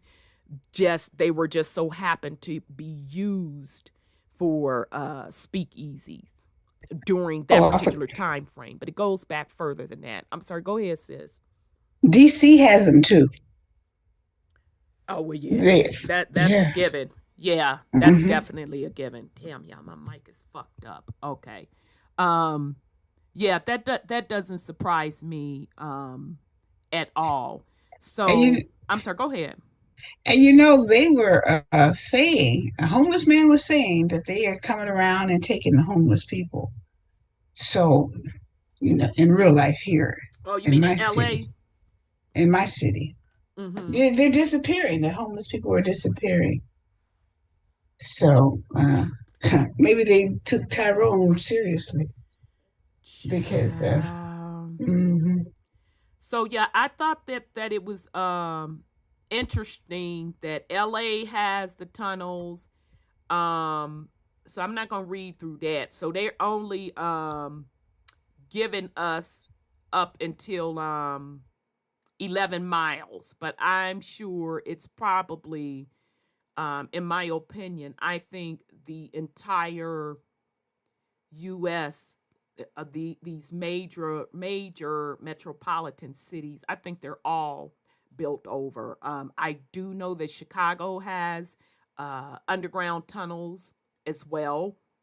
I don't know any Chicagoans. Shit, when was that? I want to say it was back in the 90s when Chicago hit this big ass water main break that flooded. Ooh, it was bad, y'all. And so that was a wake-up call for me when they started going over some of that stuff to see how large of an underground stuff that even Chicago had. Did you say New York? Yeah, New York is known. But Central Park. Yeah, Central Park. New York is known because New York even has old train stations that they shut down and shit. So yeah, New York is another one that's known. St. Louis is another one that's known, and I first found out about that literally live on one of Dr. Dilbert Blair's show when a truck driver called in and said he made a delivery to an underground facility, and it was literally a city in St. Louis, and he was waiting for them to unload, and he was walking around and he saw these canvases, and I've told this story many, many times. Yeah. And he pulled back one of those canvas, and it was built in huge Olmec statue heads. Okay. And he said that they had, he said it was huge. He said, and it was, they had like offices built into the rock, he said, but it was armed guards on other part of the facility where you couldn't go back far. So I knew that about St. Louis from that. And then I also saw where they said, was it Seattle? Seattle is another one that has a huge underground. So I'm saying all that to say it is not a stretch. It's not a stretch whatsoever. Philly too. Yeah, it doesn't surprise me. It's not a stretch for underground facilities to exist. Okay, coming from that whole Tyrone movie. So I did want to share that with the family. Go check out that movie. It's definitely an instant classic. I was shocked. It was well made. The acting was superb, and the storyline, it was interesting. They threw a lot of stuff in there, but the story still flowed very, very well. Okay, so check it out. It's called They Cloned Tyrone, and I was kind of chuckling at the end because Erykah Badu, she got her song called Tyrone, and why she remixed the little song, y'all, up there talking about some, they didn't clone Tyrone. I was rolling, and I wanted to say, call them, but they was like, clone them. I was out.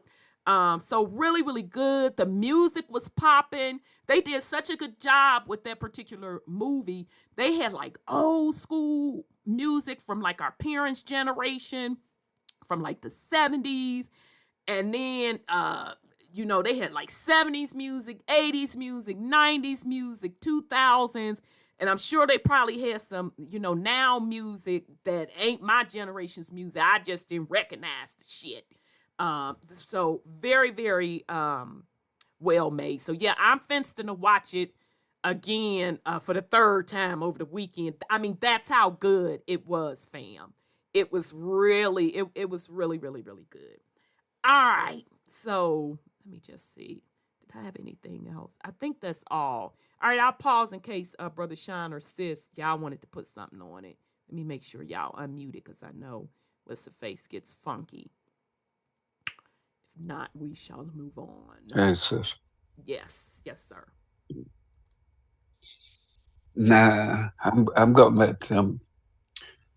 They just need to check it out. I know. Because, like you were saying, it's like a collapsing of timelines. Also, because, like you were saying, the vehicles, the way he was dressed, Jamie was dressed, the way the Yo-Yo was dressed like the prostitute with the wig on. Yeah. Fontaine with the hoodie and everything, so he was more current, more up to date. But yeah, I think it's an instant classic, but it's definitely levels to it. Yeah, it's a lot of levels. There's its comedic moments. Yeah, because if they had me rolling, because Jamie Foxx, he was throwing some one-liners that I was out. I'm like, oh my God. And even the little prostitutes, though, they had me rolling because you was going to run them their ends before you get that information. But it was They made reference really to movies, cryptocurrency, all type of stuff. They talked about cryptocurrency. They had everything in there, y'all. That's their disclosure, huh?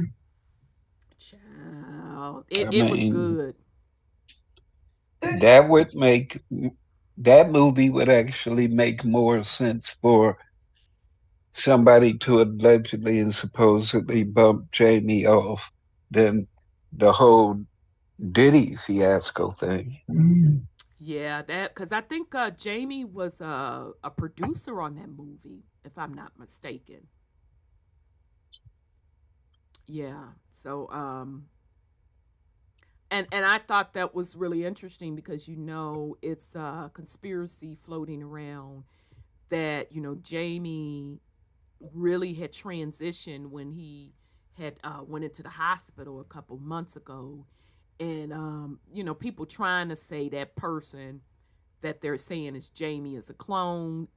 I think it's just another person playing that part of Jamie. Now that's just Rhonda's opinion. But I found that interesting. I'm like, wait a minute, he was in a movie about cloning and now, he done got sick and now it's, rumors that he really transitioned and then he got cloned. I'm like, oh Lord, here we go. But yeah, it was really good, fam. It's gonna be one of those classics. It's an instant classic far as I'm concerned. So check it out. I'll give y'all a couple weeks and then we'll come back and talk about the layers because I'm with Sean. I saw the esoteric side of it. It's a lot of layers. That's all I have to say. Yeah, they kept talking about Hollow Man, and now I got to go watch shit. I got to put that on my list because I'd never seen Hollow Man. If I saw it, I don't remember seeing it. Yeah, it was a good movie. Was it? Okay, so I'm going to have to put that on. I'll probably watch Hollow Man and then rewatch that again. So great job, Netflix. That's the type of stuff y'all need to keep putting out. To be honest, I thought that was better than the Black Mirror series. So that's how, those of you that are up on, because y'all the ones put me up on Black Mirror. Y'all like, no, watch Black Mirror, da da da da da da. And I thought it was better than Black Mirror. So and anybody can relate to, anybody can digest that movie is what I'm trying to say. Okay, so you don't have to necessarily be deep into all of this stuff like we can go. Anybody can digest it. So yeah, definitely go check it out. right. Will had a nice breakdown of it. Yeah, I didn't see shout out to Brother Will Kapoor. I didn't see his breakdown. I saw where he was gonna break it down. But Facebook been funny. I'm gonna have to literally go search for it because for whatever reason it didn't roll back across my feed. I saw where he was gonna go live and then it just disappeared. So I'm gonna have to go back and check out how he felt. I saw him make a statement, the direction he was going. I think that he was going, and I kind of chuckled. I said, "Yeah, I can see that." But yeah, I'm gonna have to check out his spin on it. So shout out to Brother Will Kapoor out of Nolans. Okay. Hey, sis. Yes, sir. Did you hear about LeBron's Child. Going into cardiac arrest on the basketball court? Yeah, I heard. What's your thoughts? It's ironic that his father was pushing for the Hoochie Coochie. Yeah. I knew it. You guys a few other notables that went down from it also. Yeah. But with him, what I'm thinking is, you didn't have a pretty good run. Sacrifice? Who you mean, LeBron? Yeah.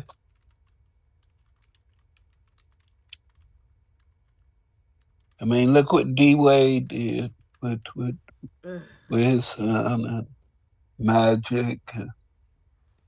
Some of the deals that the other ones took. Maybe he said he wasn't taking his down that road, so yeah. Because Bronny Bron is deep into it. Don't he got the big ass boule tattooed on his chest? Yeah, but I got with Warren Buffett, all that type of stuff. So, I mean, I guess it was just a matter of time before, all his numbers. He got to pay his dues. Mm-hmm. He's okay. I'm just saying that boy is totally healthy, quite sure. And for this to just happen right around the time where his daddy pushing that stuff, telling everybody else that it's safe and effective for their children, this, that, and the other. As if people aren't seeing what they're seeing happen. Right. Yep. Like, fuck common sense. Right. Just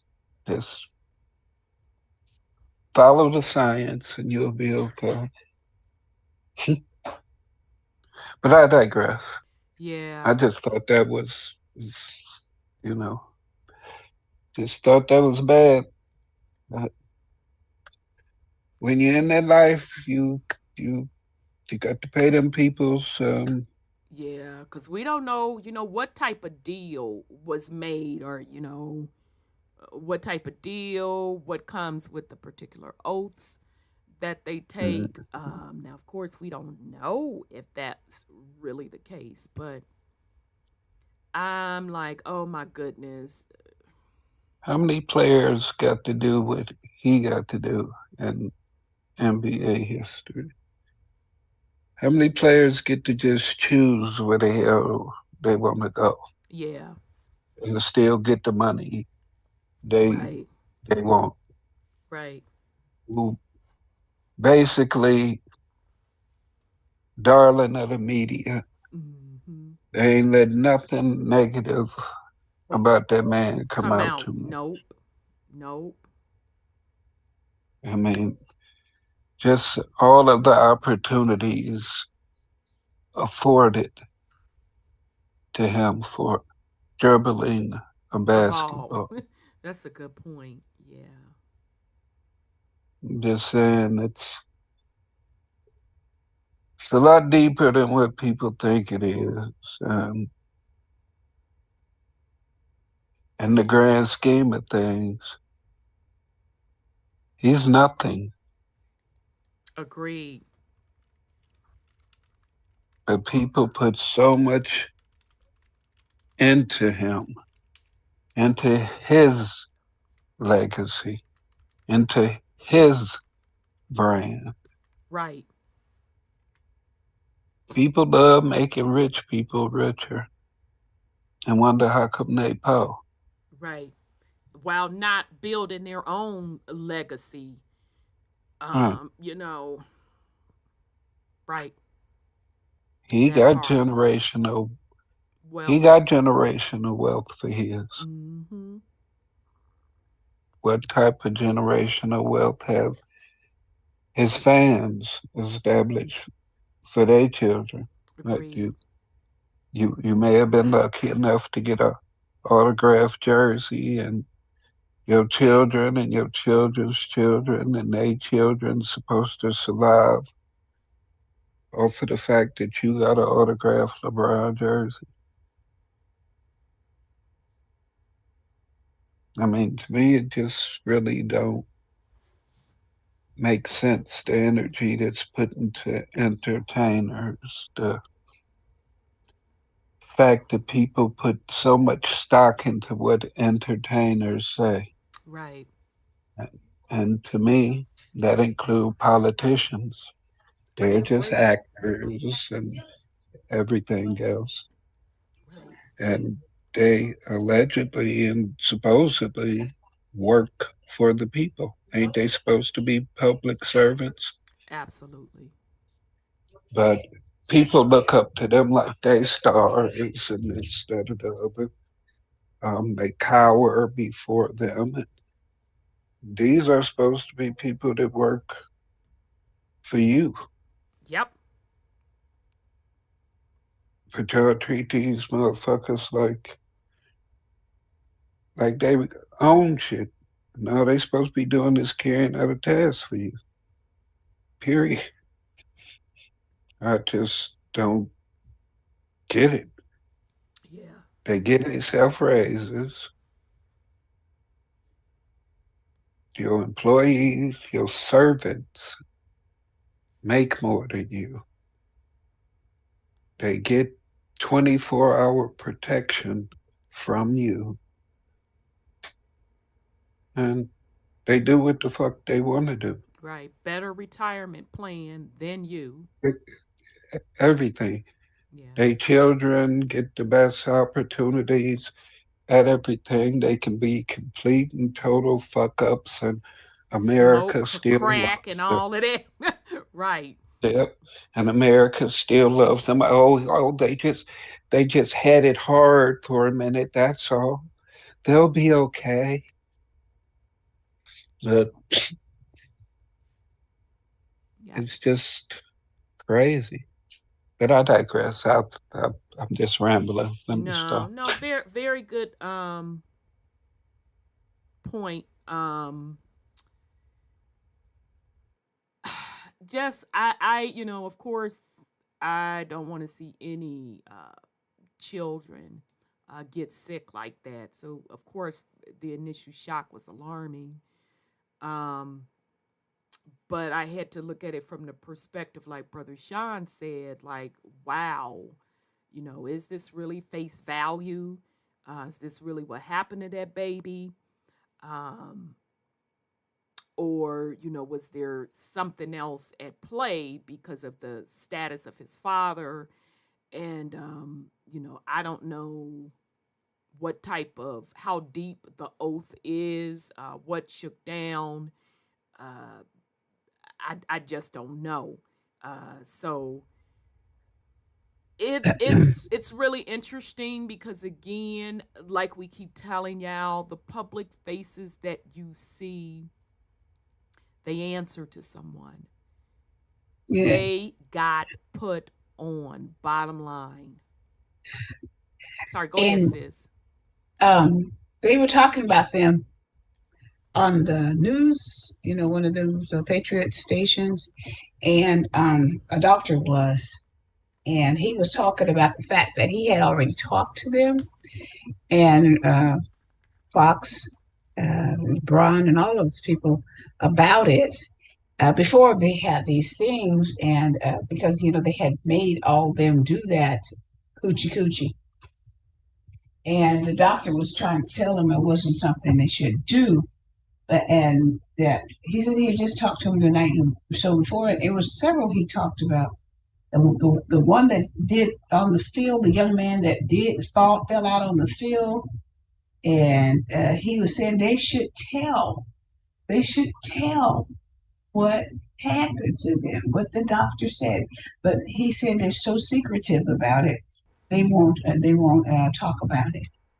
And so, he said it would be good for humanity or other people to help other people. But these people, when it happens to them, I guess they tell them, shut up. So, I don't know if that's a sacrifice. Yeah, but you got people falling out, sports analysts, newscasters. You just got all type of people falling out on live TV. I know they do. You never hear nothing about it again. They just they won't tell it up under it. Well, if I can distract you with something else that you're not going to look further into why all these healthy people is just collapsing after having the safe and effective, then that's what I'm going to do. Right. Yeah. I mean, if all I got to do is pick any everyday situation that's gonna happen, stick some news cameras on it, have a reporter sensationalize it, have it hit all the hot spots on the internet. Instant distraction. Mm-hmm. It should happen all day, every day. They decide which story they're going to sensationalize. Yep. Yeah, that's true. Because any one of us could wind up being a sensational story anytime they fucking feel like it. Right. Yeah, great point. Absolutely. Great point. All right, fam. Well, before we do that, Brother Sean, did you have any go ahead on with the fuckery? I think everything we pretty much covered. It was fuckery. Starting with I guess we started with Biden's crack smoking, dick slinging son. On to the aliens as I kept sipping my iced coffee, not giving a fuck, and along with the rest of the planet, not giving a fuck. That's bad, y'all. I mean, they literally just pretty much denounced with a witness that there were, quote, quote, supposedly and allegedly aliens. And nobody on the planet gave a fuck. I'm still cracking up. Earth done got hard, yeah. Nobody is giving a damn. So, all of it is go ahead on with the fuckery. So, all right, then. Yeah, because a lot of people don't care right about now because they hate Trump. Ain't nothing else in the world happening but they hatred for Trump. You could tell them that such and such doing this, doing that, this, that, or the other. I don't care. But Trump said this. Trump is a racist. Trump is this. Trump is that. But we talking about right now. We talking about who in office right now doing this, doing that. I don't give a fuck about none of that shit. That motherfucker Trump back in 1922, that motherfucker said Child, this is some wild times on Earth, y'all. I never thought the day that I would literally, I knew the alien angle was coming because we've been waiting for years. Like, okay, y'all know it's coming one day, right? So, because we said the end game is the aliens and the Lord returneth it dead. And they wait for him too. They wait for him too. That's Trump fault though. Okay. Oh, well, that's Trump's why the fuck did Trump? Why the fuck did Trump create the Galactic Federation and all that Star Trek type shit? He ain't with them motherfucking aliens and shit. It's all motherfucking Trump fault. You know it. I'm so done, y'all. I'm so done with Earth. I don't know what is it, Space Force? Yeah, Space Force. Space Force. I'm so done. Space Force. I forgot about Space Force. Nobody batted a fucking eye, and I'm like, and I didn't either. I just kept drinking my coffee and went back to doing what the fuck I was doing. But I at least expected for this shit to go viral. The planet don't give a fuck, fam. Really. So we been done told y'all this shit is over with. Okay? 3D is done. It's done. I don't think there's any more distractions that they can pull out of their ass. They may try. That's gonna move people. So we got the aliens out the way. Check. Okay. When they impeached Joe Biden. Yeah, that may be a bigger motherfucking story than the aliens. So the last one on the list is the Lord returneth at them. Okay. That nice man, Joe Biden. Well, he already came on the clouds and all that type of stuff. They didn't saw the Virgin Mary up in the sky. I mean, everybody just came back in Project Blue, man.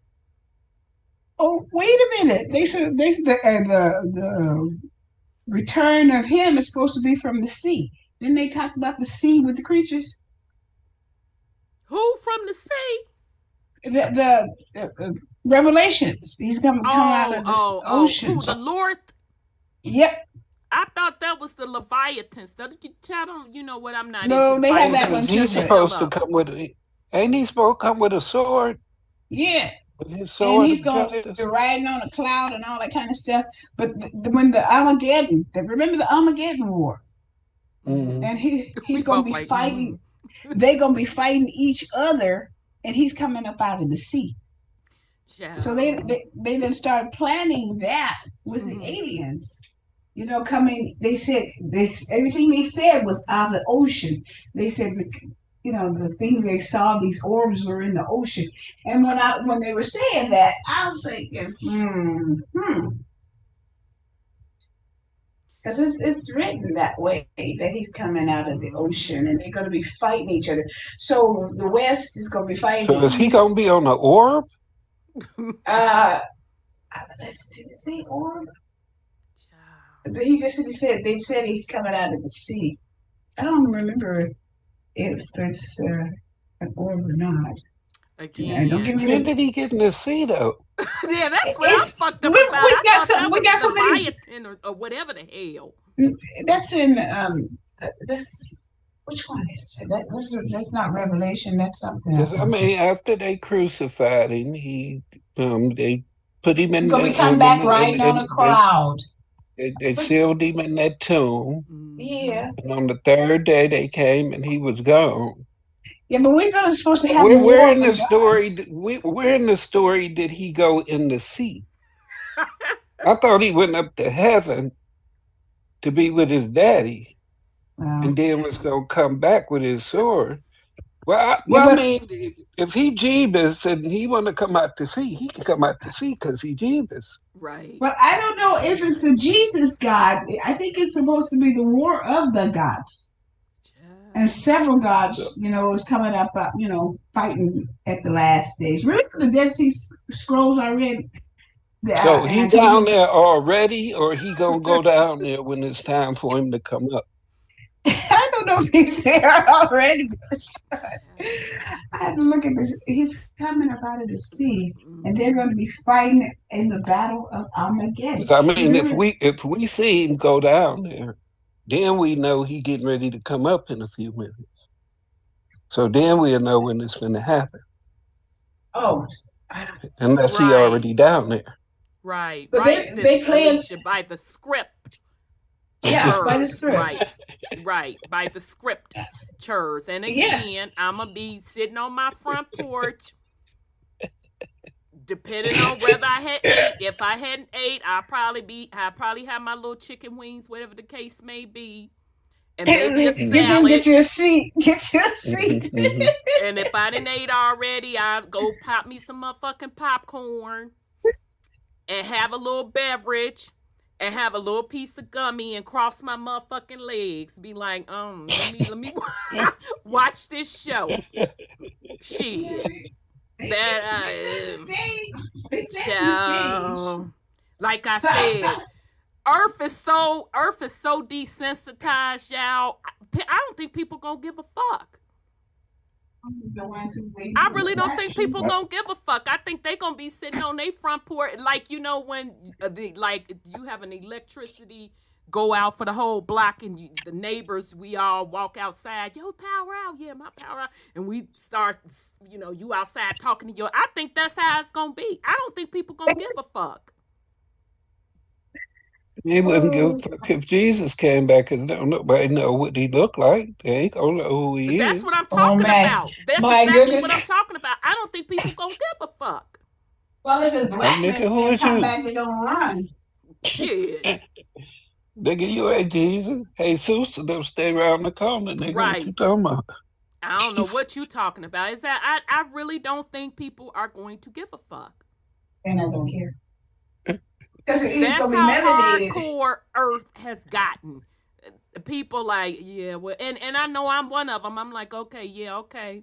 I was waiting on this script to happen. Okay, so now how's this motherfucking involving me? Because I'm finna finish up these chicken wings. They done just came out the oven, this, that, and the third. Now, what you say now? That's pertaining to me? How? I don't think people gonna give a fuck, to be honest. That's how I know that this particular script is over. It's over. Oh, we forgot to talk about Mitch McConnell froze yesterday. Yeah, and I was sitting there like, first of all, ain't you dead? And I know that's, okay, and I apologize up in advance. No, but that's not being sensitive. I thought blood had checked out. And Tom Hanks' wife too. No, let's stick on you. You done brought up McConnell's. Yeah. But I'm just let's stick. So I thought he was gone, first of all. Second of all, he was standing up there. I didn't know if the man had a stroke. Yeah, because the stroke was the first thing I thought. And then the third thing, I was like, somebody come get their great grandpa and y'all get off the screen with this motherfucking bullshit. Looked like a clone froze up to me, because he wasn't just like Al Roker did. Al Roker did. Yeah.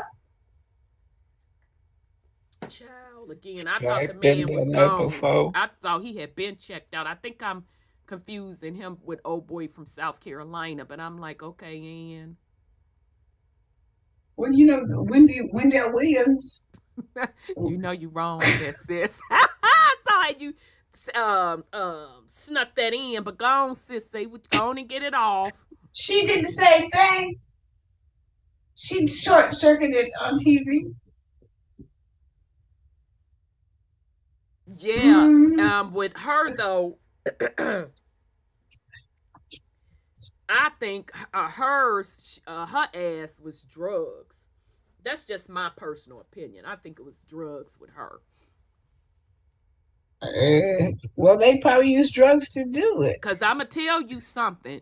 Her ass was wobbling and stuff and was finna fall out, but that bitch sure held on to make sure that motherfucking wig didn't fall off. I'm wrong as hell for this, y'all. I'm wrong. I'm like, bitch, I see you holding on to that goddamn wig. Yeah. So I think hers was drugs. That's just my personal opinion. I don't think it had She anything said to they do with drugged that. her. She said they drugged her and took control of her finances, allegedly. Yeah, I don't know how that happened where even your own son didn't have access to Participated. your ends. Um, She had that an was just a total ex-husband. total fucked up situation. But again, these people that we see in the front of us that they present to us as, all of this fame, all of this supposed power, which they really don't have. They're put on and they answer to someone. And when their contract is up, so meaning their contract is up from the public eye, that's it. It's up. That's the bottom line. Or if before your contract you're not profitable anymore, you get taken off the scene. So now I don't know if that means, you step down voluntarily or a story is created to make you come out of that position, or if you're forced out of that position. So that's why I don't put any stock in none of that stuff. Absolutely none of it, because I wasn't in the room when they signed the deal and I wasn't in the room when they was bending over. So it is what it is. And I agree with Brother Sean. Too much energy is put into these folks. Because the people that really do the work, and hell, you yourself, as you have to, make a living, whatever the case may be, to feed yourself and your family, you should be the hero to your children. Okay? Right. That's true. Not these fucking celebrities. You're supposed to be your children's hero. So it's pretty sad when you even have adults. I saw somebody earlier today talking about it was people that had stayed up late for a Beyonce concert, and they were saying she was late and they had to go to work, and all I'm thinking is like, baby, let me tell you something. I ain't got it to do. You talking about going to a concert on a weeknight, and I got shit to do the next morning, get up and make a living. And I know they pay good money for them tickets. Ooh, my nose running. Baby, I'm not finna do it. I don't give a fuck who it is. You understand me? These grown-ass people doing this with this celebrity worship. So people have their priorities messed up. They put so less value on themselves than they do others.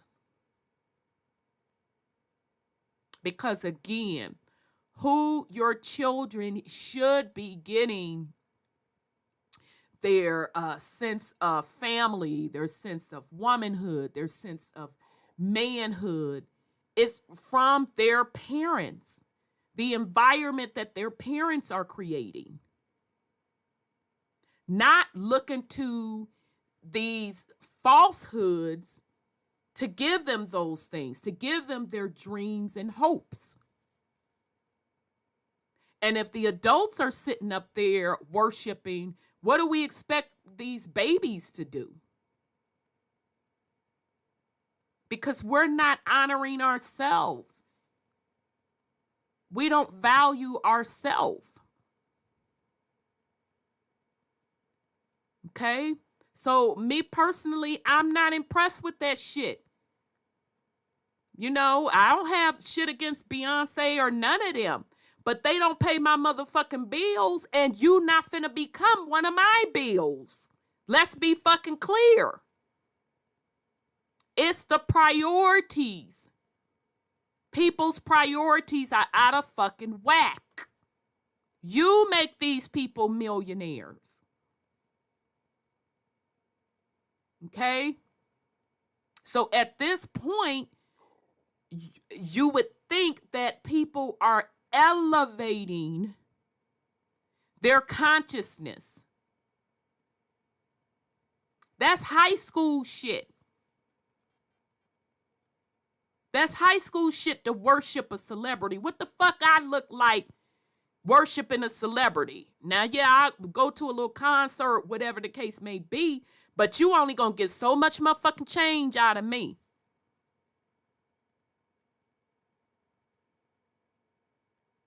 It's a sad state of affairs because people have their priorities all fucked up. I don't give a damn about no celebrity. I don't give a damn about no politician. It is supposed to be everyday people that you have your children look up to, and that's starting with you. All right? Okay. All right, so we're going to get started with the lecture. All right, so let's do this right quick. I don't know why all of a sudden I get on here and then my allergies want to act up. Okay, so come on, I'm not. For the foolishness. Hey, sis. Yes, sir. What make it difficult for me to go along with any of that bullshit? Let's say you grew up with the artist, all this, that, or the other, and at one point they had their soul intact. Just the history of what we've seen that artists have gone through, the fact that they sell their souls, these people that we call the demons and devils, the execs that own the companies and this, that, or the other. You know that soon as they get ready to, they bump them off and they get all the money. And you still sit up and give all your money to these quote unquote monsters that this person that you grew up with, loving their music, knowing everything about the very beings that took their soul, etc., etc., you still sit up and support. Right. I mean, we actually pay for this shit to happen to the artists that we allegedly and supposedly love. No, that's a good point. We set these people up for failure by putting them on a pedestal. Mm-hmm. If motherfuckers don't have that type of influence over the masses, they'll never have to sell their soul. Right. Because they use them to get other people to do what they want them to do. Right. And then destroy them soon as they feel like it, and at the same time deciding where your energy goes into. Right. They take you on that high. And then when they destroy that artist, they're also feeding off of your tears and off of your woes. And then what do? An artist that you ain't bought none of their shit in 15, 20 years. They transition the typical way that most artists transition, and you buy all that shit again. Mm-hmm.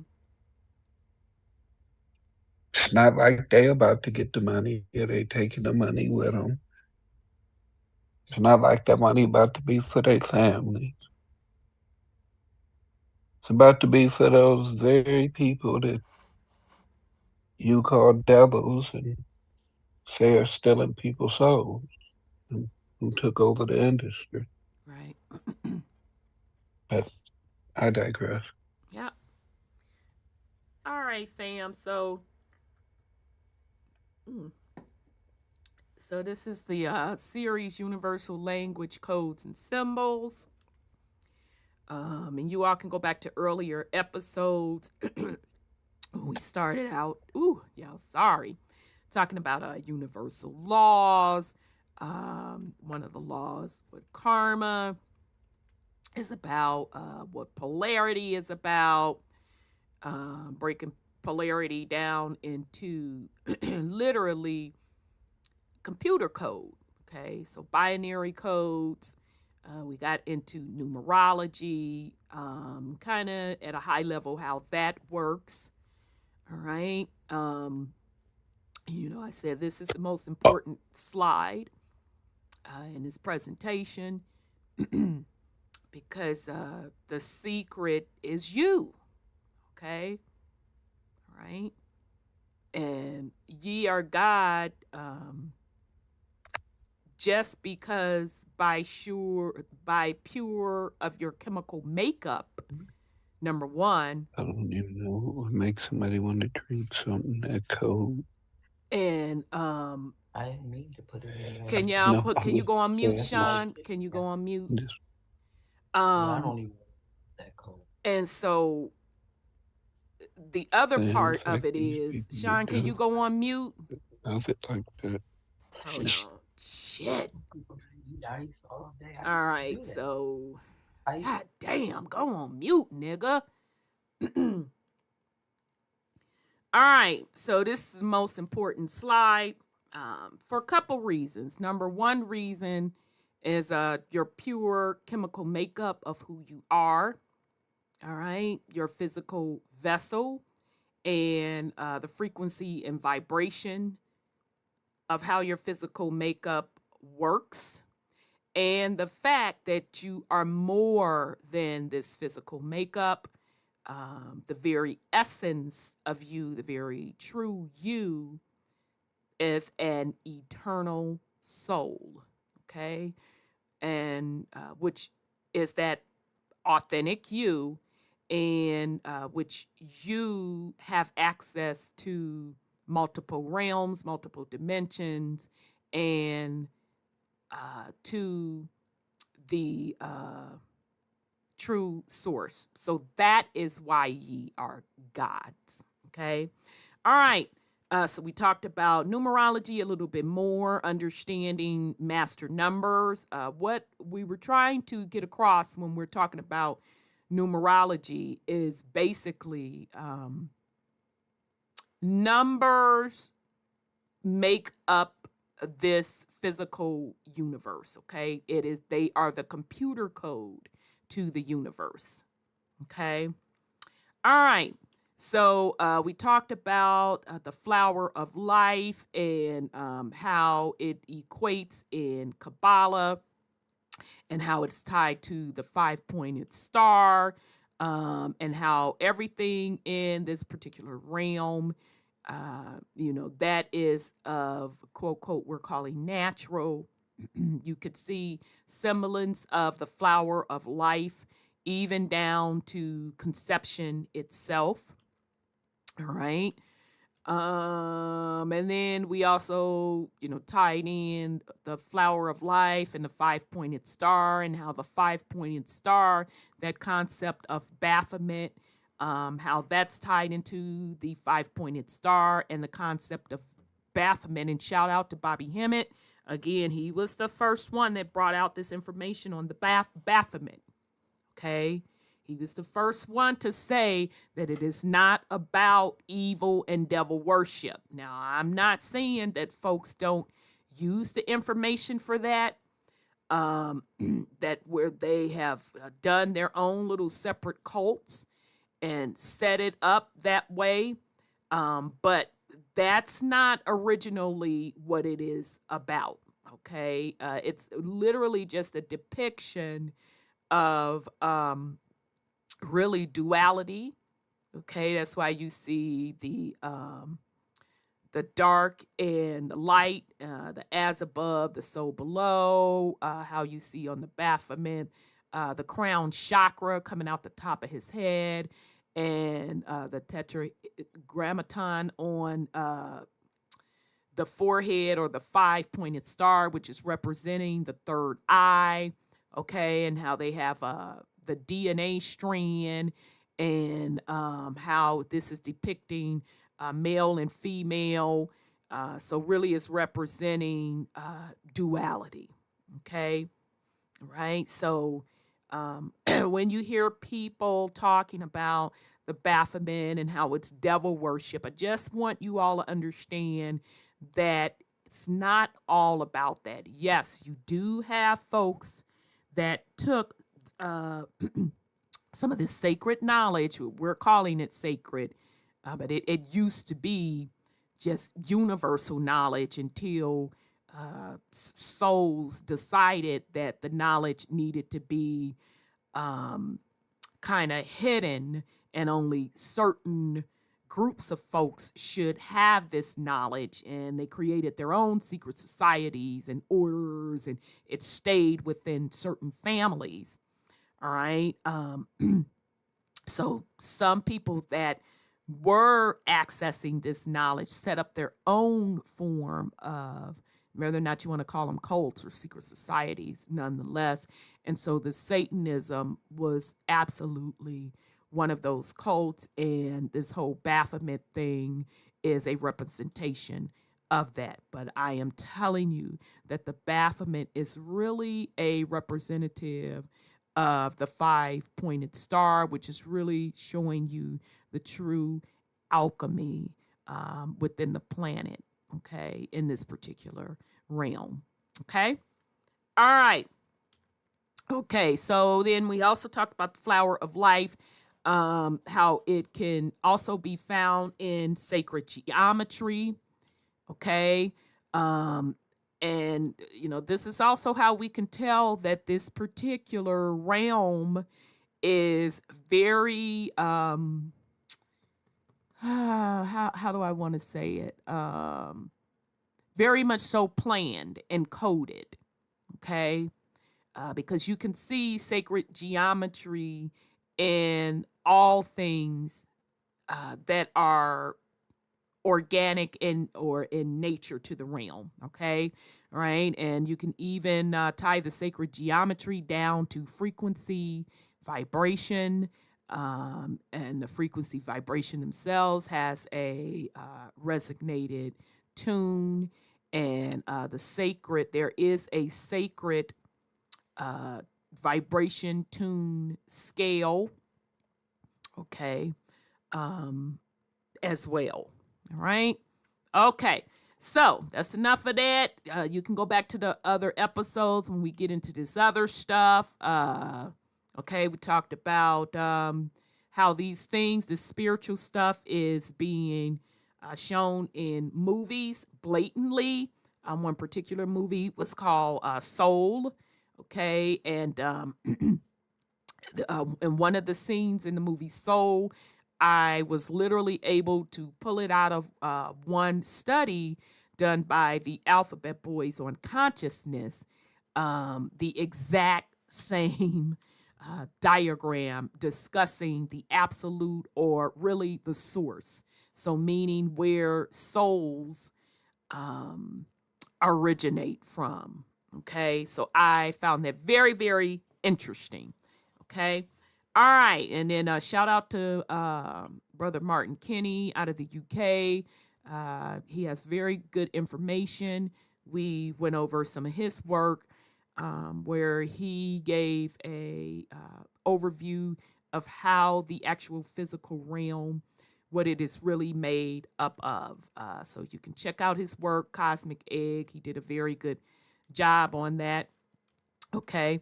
All right. So we discussed astro traveling. Okay. We all do it. Right? Each and every soul astro travels. Okay? Because again, you are a eternal soul having a physical experience. Okay? Your physical experience, you are using what we are calling a body, i.e., an avatar, to experience this 3D realm. Okay? But your soul / spirit quite well knows how to travel to different dimensions very, very well. Okay? And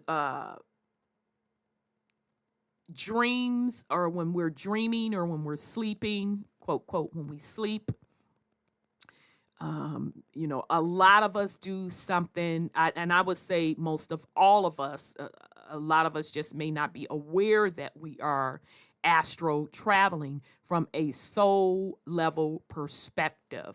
Okay. Some of us may remember when we wake up astro traveling, when you remember your dreams, and your dreams are very vivid in color, and it's like you can feel these things going on. That's astro traveling. Some have gotten advanced with astro traveling, meaning that your consciousness on the 3D level remembers what your higher self, your true authentic soul self, is doing in these higher realms. Okay, some of us get good at that, all right, where you can remember, and some to the point where you are experienced from a consciousness level and subconscious level what is actually going on as your soul is astro traveling. Okay, but we all do it. Okay, because your soul knows that's who you truly are. All right. And I remember Dr. Dilbert Blair, when I first heard him start talking about astral travel and stuff, and he was saying that, every night when you go to sleep, you quote, quote, die. All right. And I think Bobby Hemmett said that, that's why we have at the top of our skull, and some people it may be a little bit towards the back, a soft spot. That's why babies have that soft spot. And he said that, that's kind of your astral body, an exit point for your astral body to travel. Okay. But we all astro travel. Anyone with a soul astro travels. You just may not remember. All right. But the more aware you become of your higher true self, your soul level, the more you will be consciously aware in this third density of your astral travels in the higher planes. Okay. All right. So we talked about the Akashic records and how everything is recorded. Every event is recorded, and it is a video recording, family. Okay. That's why you hear me say, roll that beautiful beam footage. All right. And this was depicted in the movie Soul. And so not only are the Akashic records recorded in the here and now, although everything is the now, but we'll get to that. We're even talking your past experiences on earth, because remember, you are an eternal soul having a physical experience. All right. So this is not your first go round. All right. Okay. All right. So you can access the Akashic records through your consciousness via at your soul level. Okay. So you can recall these events, even past lives. Okay. All right. Okay. So we talked about past lives, reincarnation. We talked about how Earth is really a school. Okay. And it's one of the toughest schools. Okay. That's why I find it very, very interesting that the little alien stuff, nobody gave a shit. Child, Earth ain't no joke. Okay.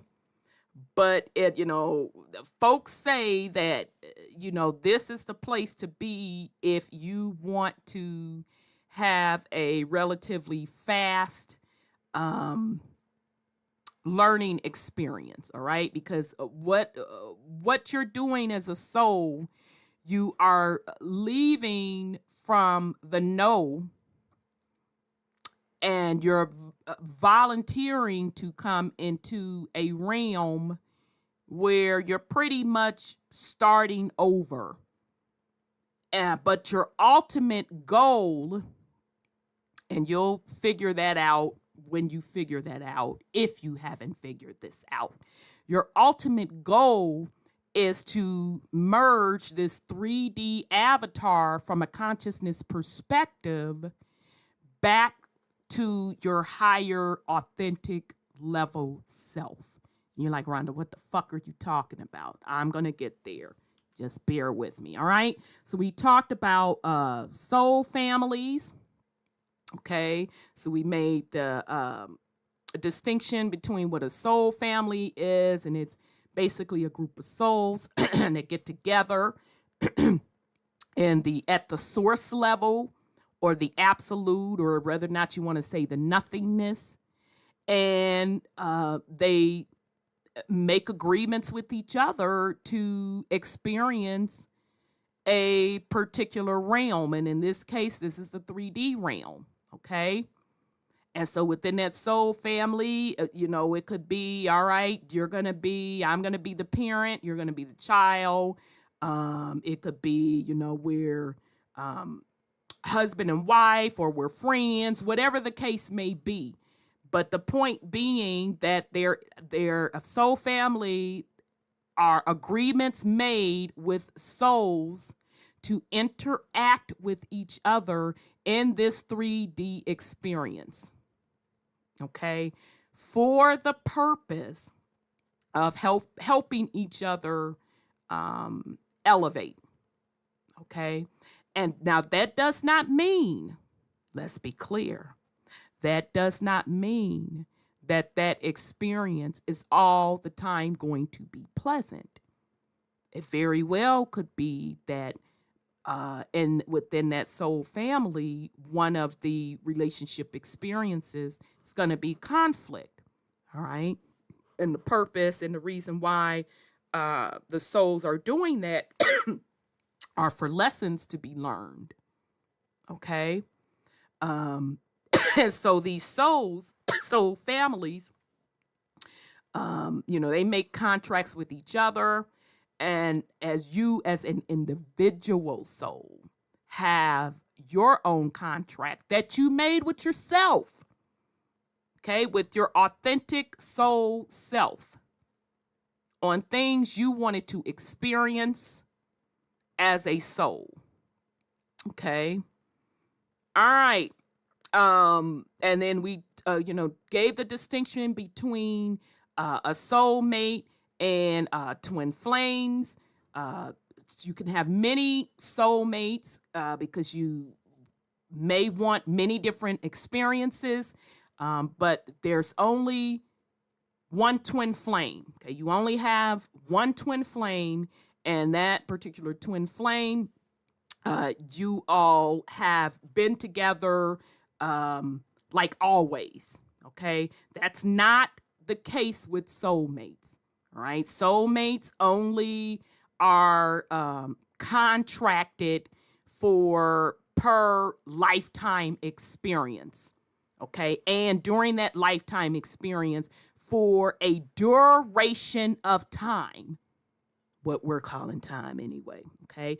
That's why you can have many soulmates, but there's only one twin flame. And the reason why you only have one twin flame is because that's like a eternal relationship. Okay. From at the soul level. All right. So I do want us to understand the difference between what are soul families, what are soulmates, and what are soul contracts from a soul family perspective, from a soulmate perspective, and the difference between soulmates and twin flames. All right. Okay. So then we kind of got into shadow work. All right. And shadow work is something to help you with traumatic experiences that you're dealing with in this particular 3D experience.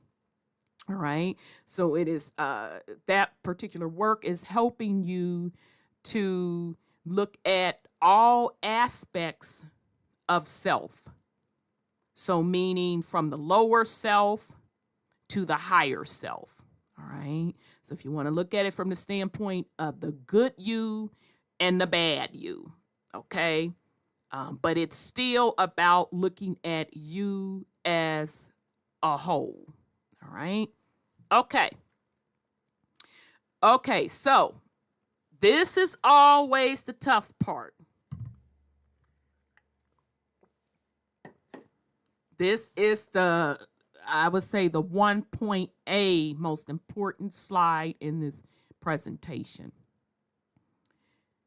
The ego is what a lot of, I would say 99.9% of the people in this particular realm is currently dealing with, and they think that it is the real them. Okay? And it's not. All right?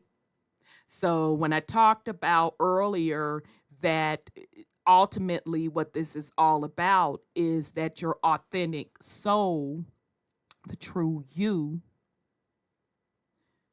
merging with the physical you from a consciousness perspective. This is what I'm talking about. The ego and the true authentic soul. All right.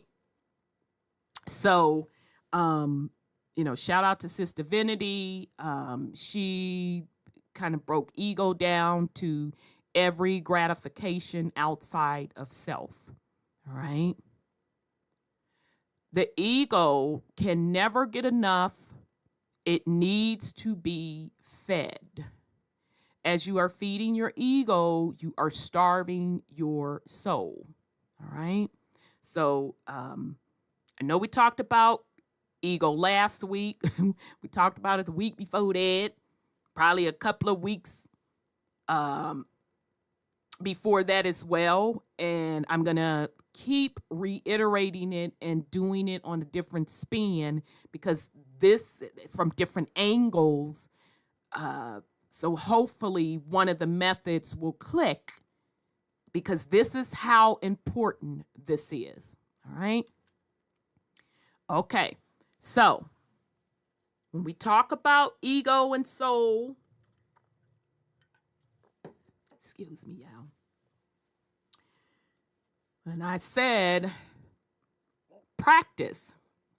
When you're navigating through your experience on an everyday basis, and you're going through what we're calling emotions, take a moment to think, okay, what level is this emotion coming from, or this decision that I made, whatever the case may be? Is this soul level stuff? Is this ego? All right. Because at the soul level, which is who you truly are. You are a eternal soul having a physical experience, right? So at the soul level, or your true authentic self, that's always pure unconditional love. That's always the all-knowing. Okay? And that is how also when you start tapping into like Akashic records, you're going to know whether or not it's authentic because you just know from a soul level. All right? So that's with anything you do. You should always be taking inventory. Okay, is this some ego shit? Or is it soul? And again, you're going to know the difference because soul level stuff is about unconditional love, being a creator, okay? Knowing, okay? That's where that term, I am, really comes from because you literally just are, okay? Now, ego stuff, this is what has the planet in chaos. Because you have souls that have contracted with themselves to have this particular experience. And you agreed as a soul to play out a script, i.e. soul contracts, just a script, all right?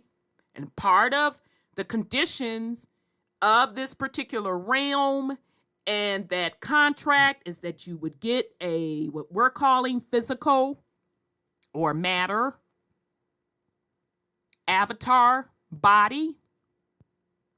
And with that body, you're going to have something called a mind, and you're going to have personalities, okay?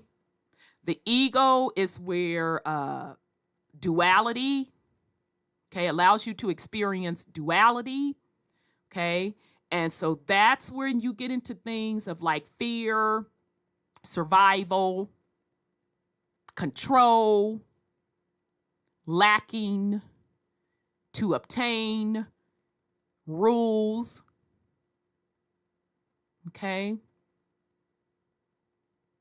And as a part of this ego experience, you have the mind, okay, where the ego closely interacts with your mind, with them emotions and those feelings, okay? This is where the planet is stuck because you have souls that have gotten so far removed from who they truly are, from a pure, authentic self, that they feel that they are the ego.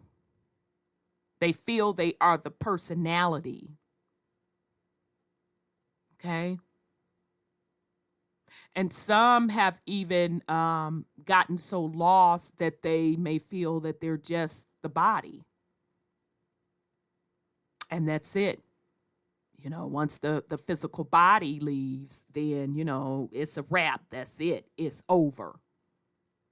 Okay? But if you are a soul, that's the true you.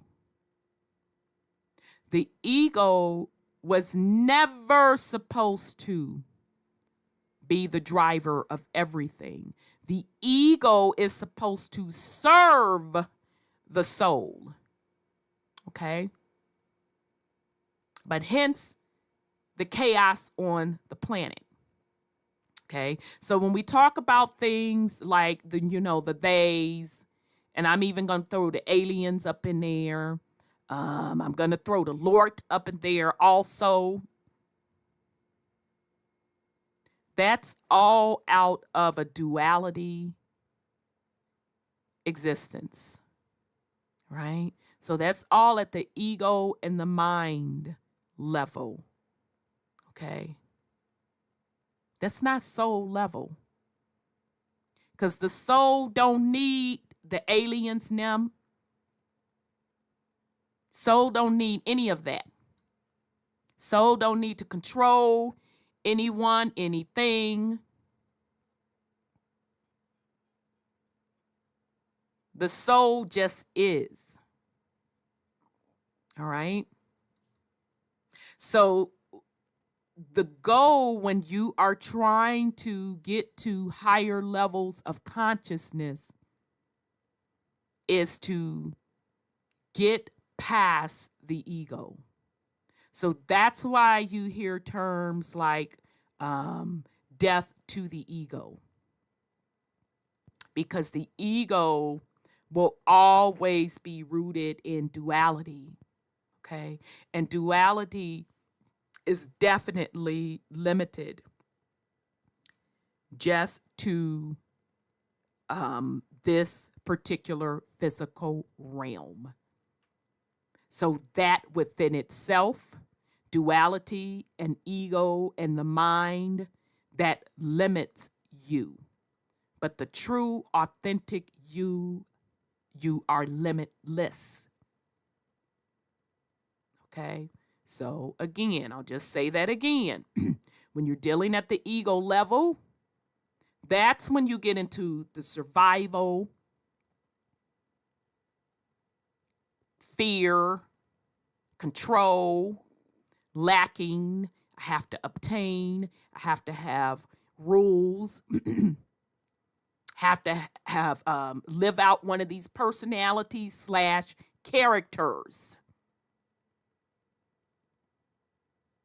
Okay. And so the mind works in conjunction with the ego, because the mind has emotions and feelings, and it can only operate in duality. So when you hear people talk about step outside of quote, quote, self and be still, all they're really telling you is shut down the ego side, that duality, and the feelings and the emotions, and be still. And tune in to the true, authentic you at the soul level.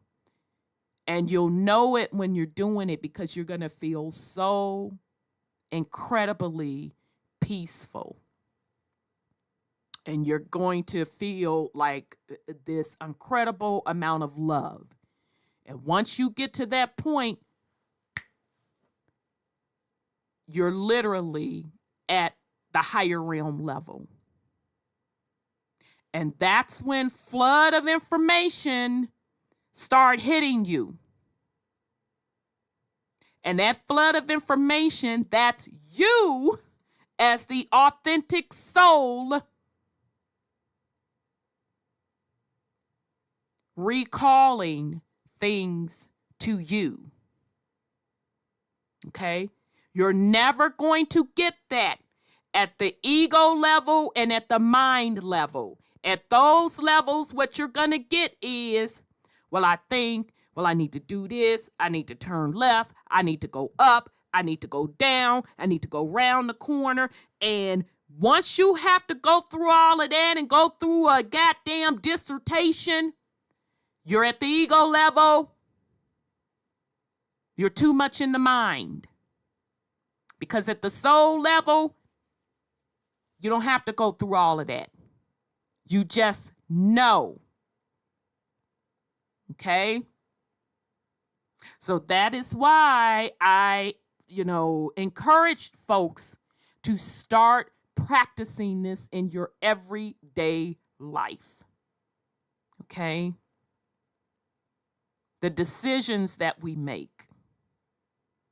Okay? Your thoughts, your emotions. And it's really, really interesting because as I started doing this, I realized, shit, I be at the ego level a lot. And then you can start recognizing, okay, Rhonda, that was some ego bullshit. Okay. Start practicing it. If you want to get back to your true, authentic self, if you want to truly start vibing at a higher frequency,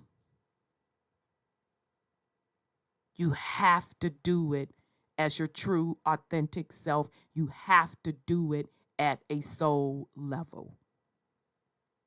So start practicing. Is this the soul level? And again, you're going to know if it's soul or if it's ego or mind shit. Because ego and mind shit is up the corner, around the block, turn left, turn right. Then if I do this, then if I do that, then and then maybe. That's ego and mind. At the soul level, it's very simple. You just know. You'll either put the question out there, which is really to yourself, and you'll get back the answer, or automatically yourself start to give you things. It's really simple. It's not complicated. Ego and mind's going to take you on a world, quote, quote, wind. Okay? Ego and mind are chaos. I know a lot of people, or specifically spiritual people, like to say, chaos is, I'm telling you, ego and mind, that's the chaos. It's not chaos at the soul level. Okay? All right. Start, hopefully you can start practicing these things. All right. So we went into what the purpose of the ego is. It's just to simply experience this physical or the matrix. To evolve your soul in duality. Not that your soul needed any help, because you are. Just as the soul, you just wanted a physical experience in a lower density. And so that's why the ego was created. Right? So we also talked about how, everybody talks about the fallen angels. And I know this is getting into religion and biblical stuff. And people have ran with this. And we have told you all for years that angels, really about angles of light or frequency. Okay? So if you are a pure soul, pure energy that transform into angles of light, you are the fallen angels. You are the fallen angels that fell to this 3D to simply experience the physical. All right? The ego should be in service to the soul. Again, the ego's only purpose is to help you navigate and experience this 3D, which is duality. The one of the main laws in 3D is duality. Okay? But the ego, that's the only purpose of the ego, is to help the soul experience this 3D physical. The soul is supposed to be the master. The soul is supposed to be the driver of the ego. And that is why I say Earth is in turmoil, because you have souls that have forgotten that they are playing a character, i.e. personalities. So in other words, you have egos that have run amok. You have souls that have gotten so immersed in their ego character that they have forgotten literally who they are. And that is why in the spiritual community, it's always this: know thyself, know thyself. Namaste.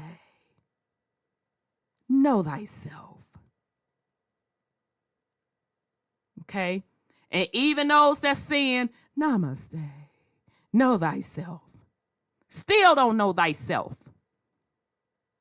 Because what they're telling you, most of them, not all, but most of them, is go up the corner, around the block, go down 2 steps, then jump over the lake, this, that, and the third, walk motherfucking on water, moonwalk, this, that, and the third. You gonna run into Inky, Binky, Linky, them.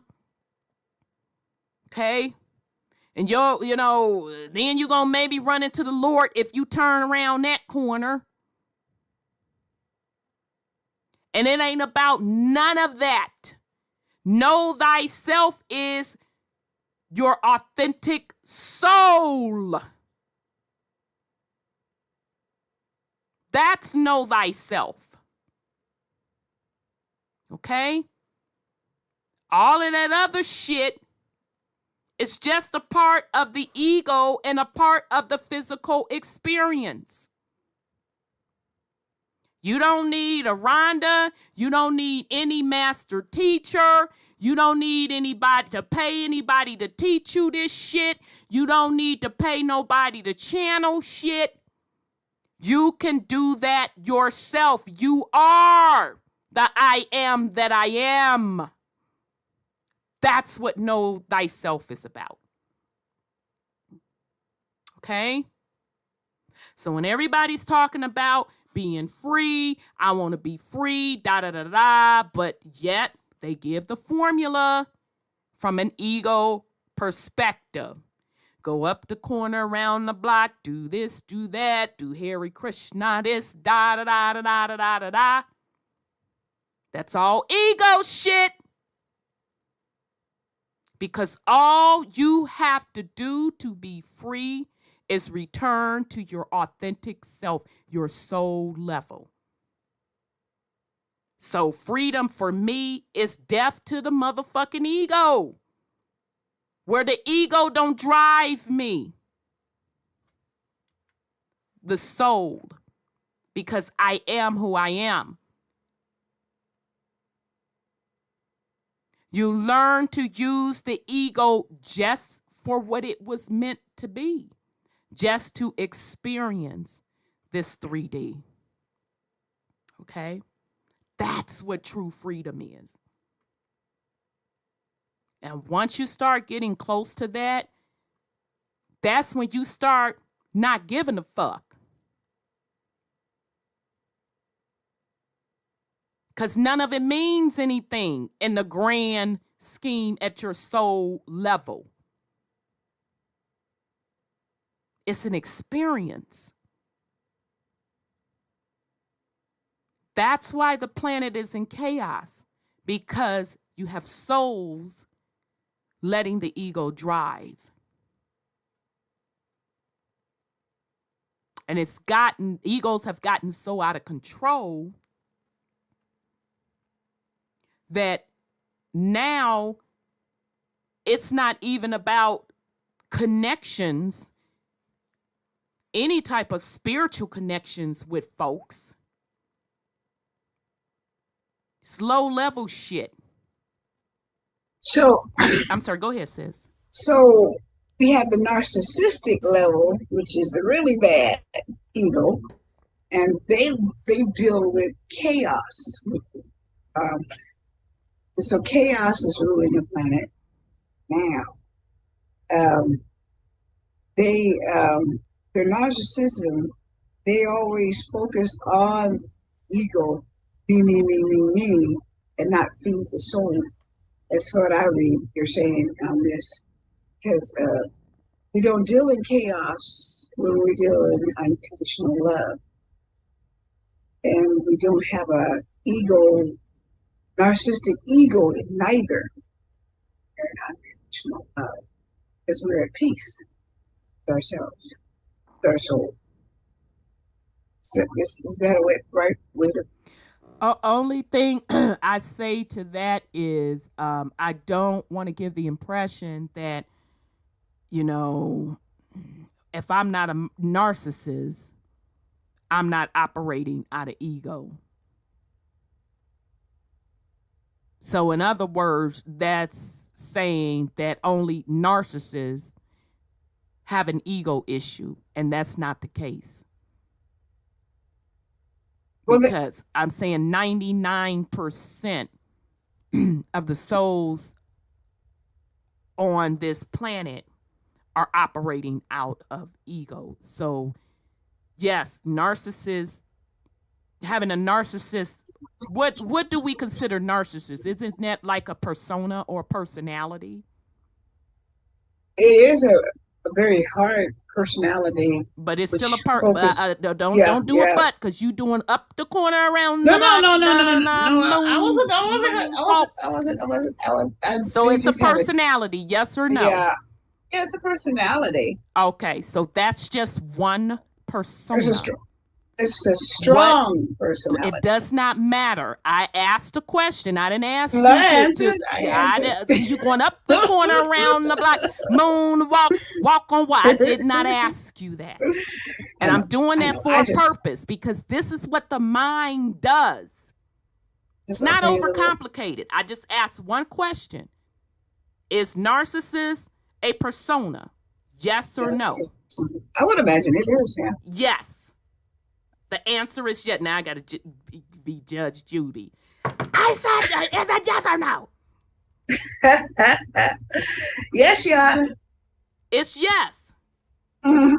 That's just one persona. I'm saying all personas are ego. Yeah. All of them. You don't need that shit at the soul level. That's not who you truly are. And this is what the planet has gotten fucked up. This is what the souls have gotten fucked up. Well, I'm not as fucked up as you are because I'm not a narcissist. Well, motherfucker, you live and rule by a persona. It's all fucking ego.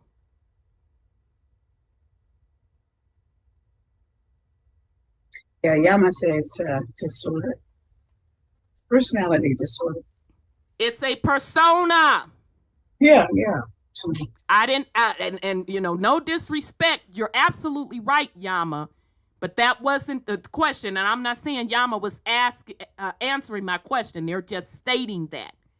Yeah. My point is, you said narcissist, and I said that's a persona. That's just one persona. What I am saying, all personas. Okay? That's ego.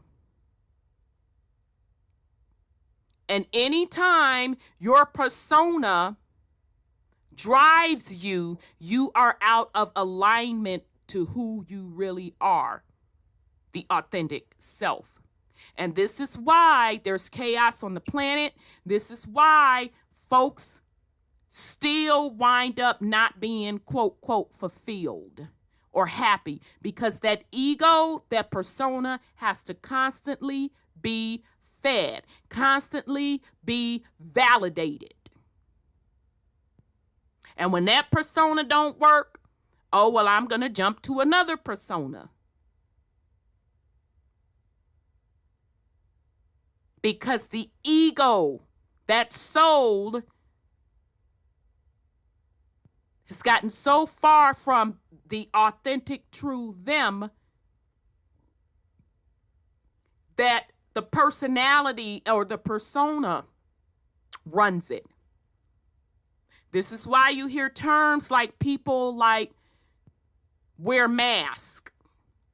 All right. We're talking, emotional mask. And those emotional masks is hiding the authentic self. Those emotional masks, a lot of times, is hiding behind fear, pain, whatever the case may be. This is who I need to be because this is who people expect for me to be, or this is who I need to be because this is how I have survived for XYZ 1, 2, 3. Even to the point where it does not serve you, which is your soul. Because your soul is tapping in, saying,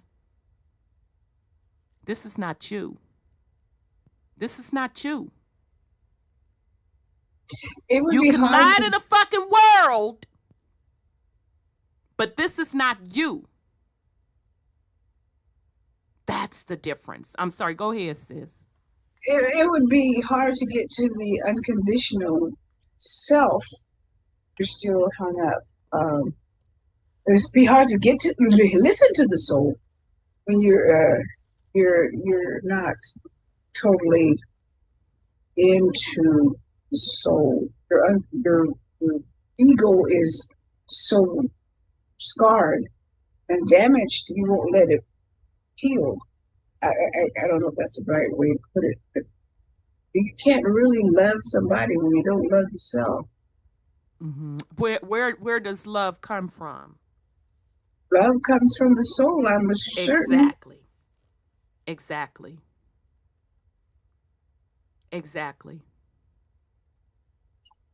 This is why, again, there is chaos on the planet.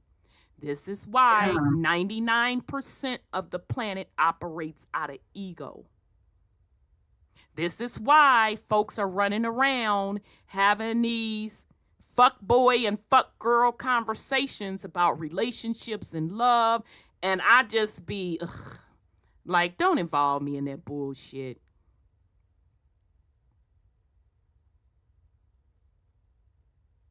Because see, when it's love, goddammit. I ain't got to go up the street, around the block, make out no motherfucking list, moonwalk, snake, all of that. That's fucking ego.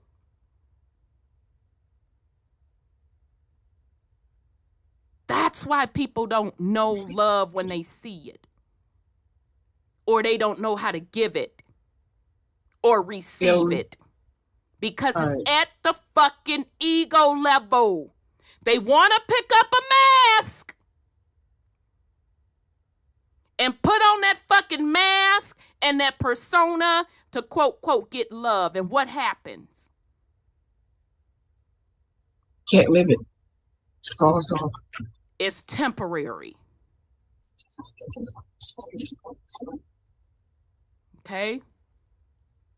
This is why it's important to know thyself at the soul level. And it does take getting real, quote, quote, real with self. Because to put down them motherfucking masks and them personas, oh, you finna go through some shit. You most certainly finna go through some shit and feel you going the fuck crazy. It's like a fight with self sometimes, huh? You just be trying to talk self out of this and talk self into this. Exactly. You're gonna try, because the ego is gonna try to justify why it needs this fucking persona. Yep. Over to the soul. Itself. And it to protect itself, absolutely. And it is supposed to be your soul making the decisions, telling the ego, this is how you're going to operate. And I pick and choose the personas based on how my soul wants to navigate, not the fucking other way around. Let me just say that for the slow ones in the back. It is supposed to be your soul telling the ego what persona I want to operate in, not the fucking other way around, where the personas run amok.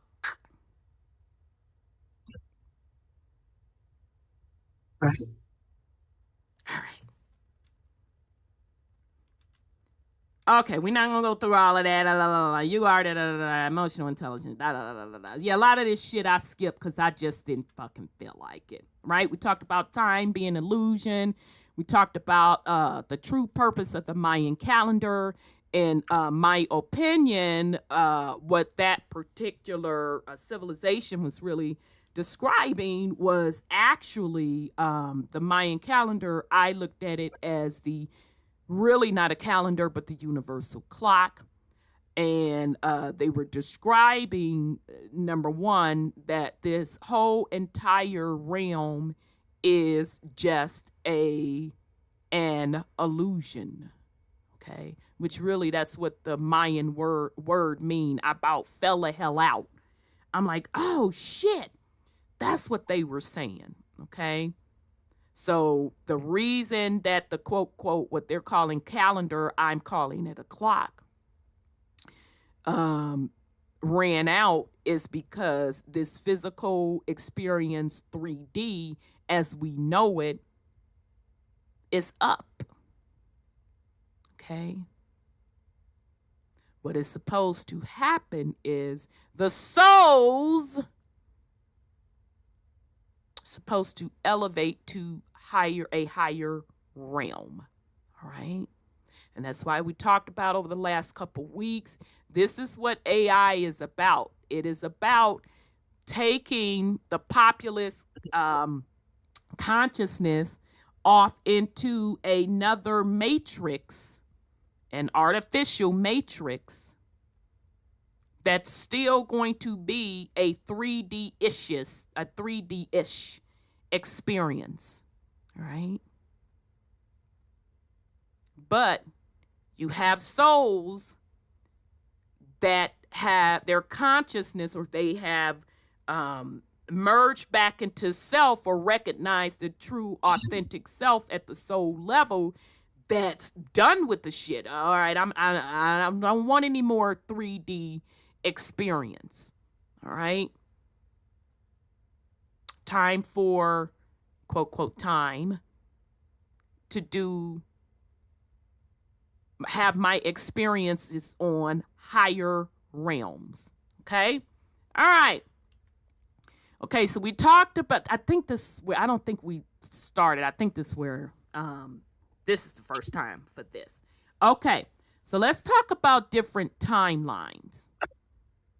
Okay. Because we talked about time and how time really doesn't exist. It's really just an agreed upon concept on the planet. Okay.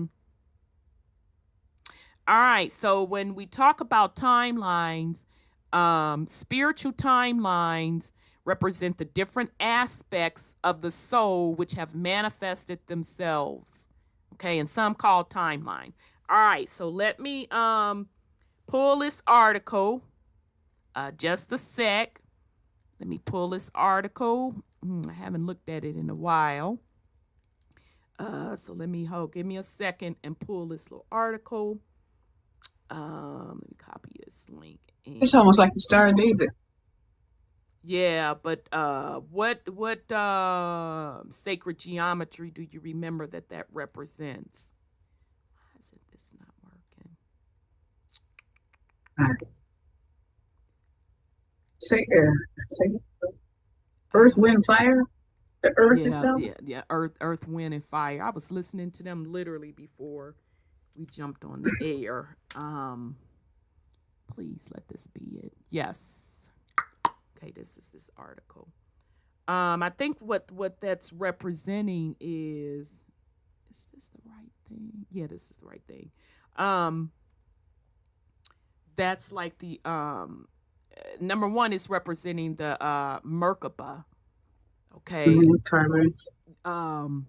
But the sacred geometry that is representing, and I'll bring it up in just a second. I gotta go back to the slide to find it. Hold on, y'all. Probably gonna butcher the name. Where's my sacred geometry slide? No, I'm probably jacking it up. Shit, y'all, I can't find it. I know it's on here.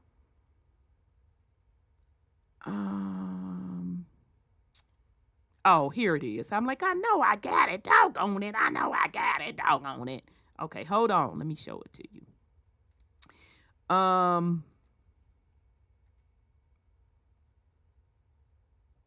Okay, you see on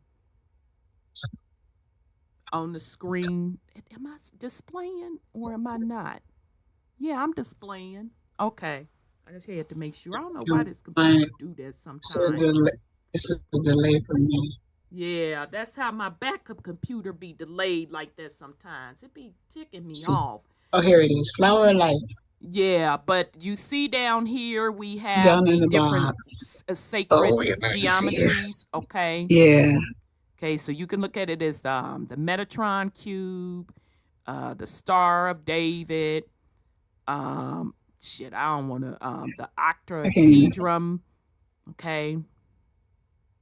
Okay, I got it. Okay. All right. Oh, Brother Scotty's back visiting. I mean, he's online. Oh, glad you just landed safe, in son. Jersey. Yay. Hey, for you. I didn't do no note. Okay. So let's talk about these timelines. You get that bigger, Time and timelines, what they are and how to use them. Shit. Man. Okay, so they didn't snatched it from me. Damn them. All right, y'all. I can't give y'all that article. All right, damn it. I just resent it. In their defense, I pulled that stuff a long time ago, so I can't share that with y'all. I don't know why they took access away. So hold on, fam. Let me get back to the lecture. Oh, that sucks. I remember it being pretty good too, so sorry about that. Okay. Let's get to what timelines are used for, and then we'll get a little deeper into what they really mean.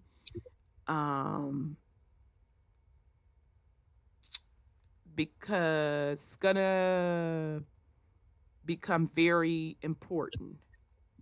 Okay, it's really important now, but at least you'll start to put the connections together. All right, so spiritual timelines, right? Learning and experience, purpose of soul evolution and creation. Spiritual timelines exist in 3D and beyond. Spiritual timelines are still matrices. Your soul consciousness determines which spiritual timeline you inhabit or experience. So again, your soul, the true authentic self, you are making the decision, you're contracting with yourself, which timeline or timelines, plural, you want to experience. Your soul consciousness can shift into different timelines within one lifetime, and decide before incarnation which timeline you want to experience. All right. So if this is like mumbo jumbo to you, if you've ever watched any sci-fi, and we can bring it down to the recent stuff, like all of the what do you call it, Marvel stuff, and they talk about jumping to different dimensions and different timelines in the series, the spin-off series from the Avengers. I think it was Thor's brother Loki. They had a little series with him, and it was all about him jumping to different timelines. Okay, and even Doctor Strange, it was all about jumping to different timelines, and I even think the last Spider-Man was about jumping to different timelines. Okay, same concept. Okay, it may not be as dramatic. All right, and even Ant-Man talk about different timelines, and Ant-Man, I think it was down to the microscopic level. Okay. So I'm sorry, go ahead, sis. So if we can jump through to timelines, that would be when we are in that astral planning part. Very good, sis. That's one example.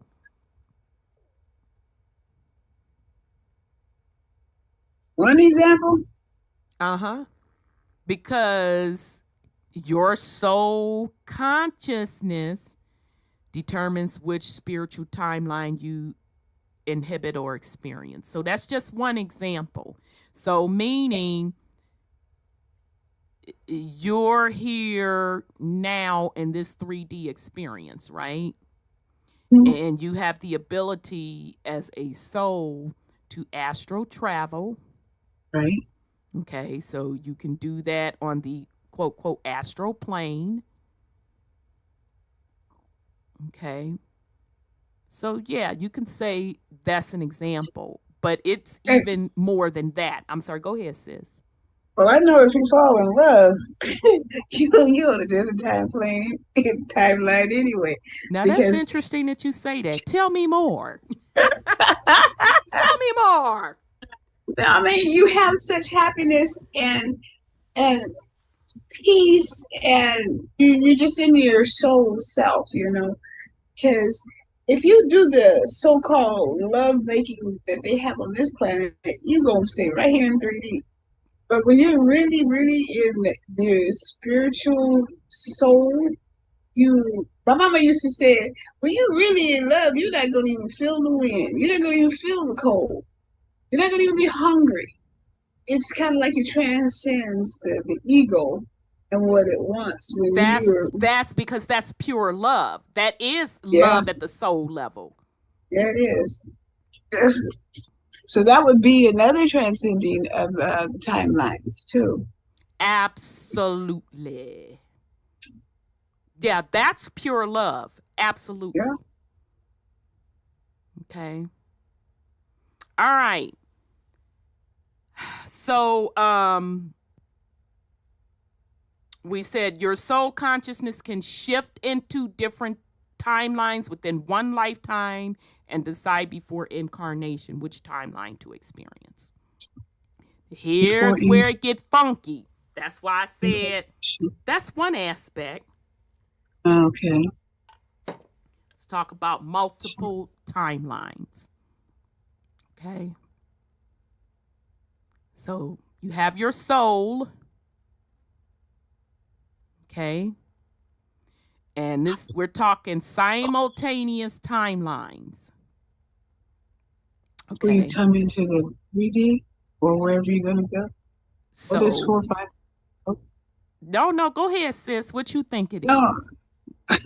I'm looking at the 3D, the 4D, and the 5D, and TBD, whatever that is. To be announced? No. To be determined. Yeah, I just put that up there because I'm like, shit, I don't know shit. So that's what do you think this is depicting, though? The absolute. Where's the absolute? Where the soul is. Very good. Tell me more. And so you decide in the absolute where you want to go. Whether you want to go to the 3D, the 4D, the 5Ds, or to be announced, to be determined. So we choose our existence in the years that we want to come, or going back or forward. That's interesting, which is reincarnation. Absolutely. So, yeah, you pretty much got it. But here's the catch. You can go over to the next one. What about simultaneous timelines? That's what I was looking at. Yeah. But let's start with what you said at first. So there you are as the soul. Okay. So you're at the source level, okay, or what you call the absolute. And you make a determination, you link up with other souls, okay. We're going to be a soul family. Okay. Oh. Here's, where this particular soul family, we're going to experience Earth in the 3D. Okay. And let's say we're going to do the now. Okay, because all of it is really now, but I won't confuse you all. Let's say we're going to do right now, the incarnation that we're in right now with our soul family. Okay, so that's where all of, you make the decisions of the roles you're going to play within the soul family, what your individual spiritual contract is going to be. Okay, so that's when you take on as the soul your physical avatar and your personas / your ego. All right. Let me ask maybe a crazy question. Is that where they use the white light so you don't make decisions like that and you come back to their 3D? Who is the they? The programmers.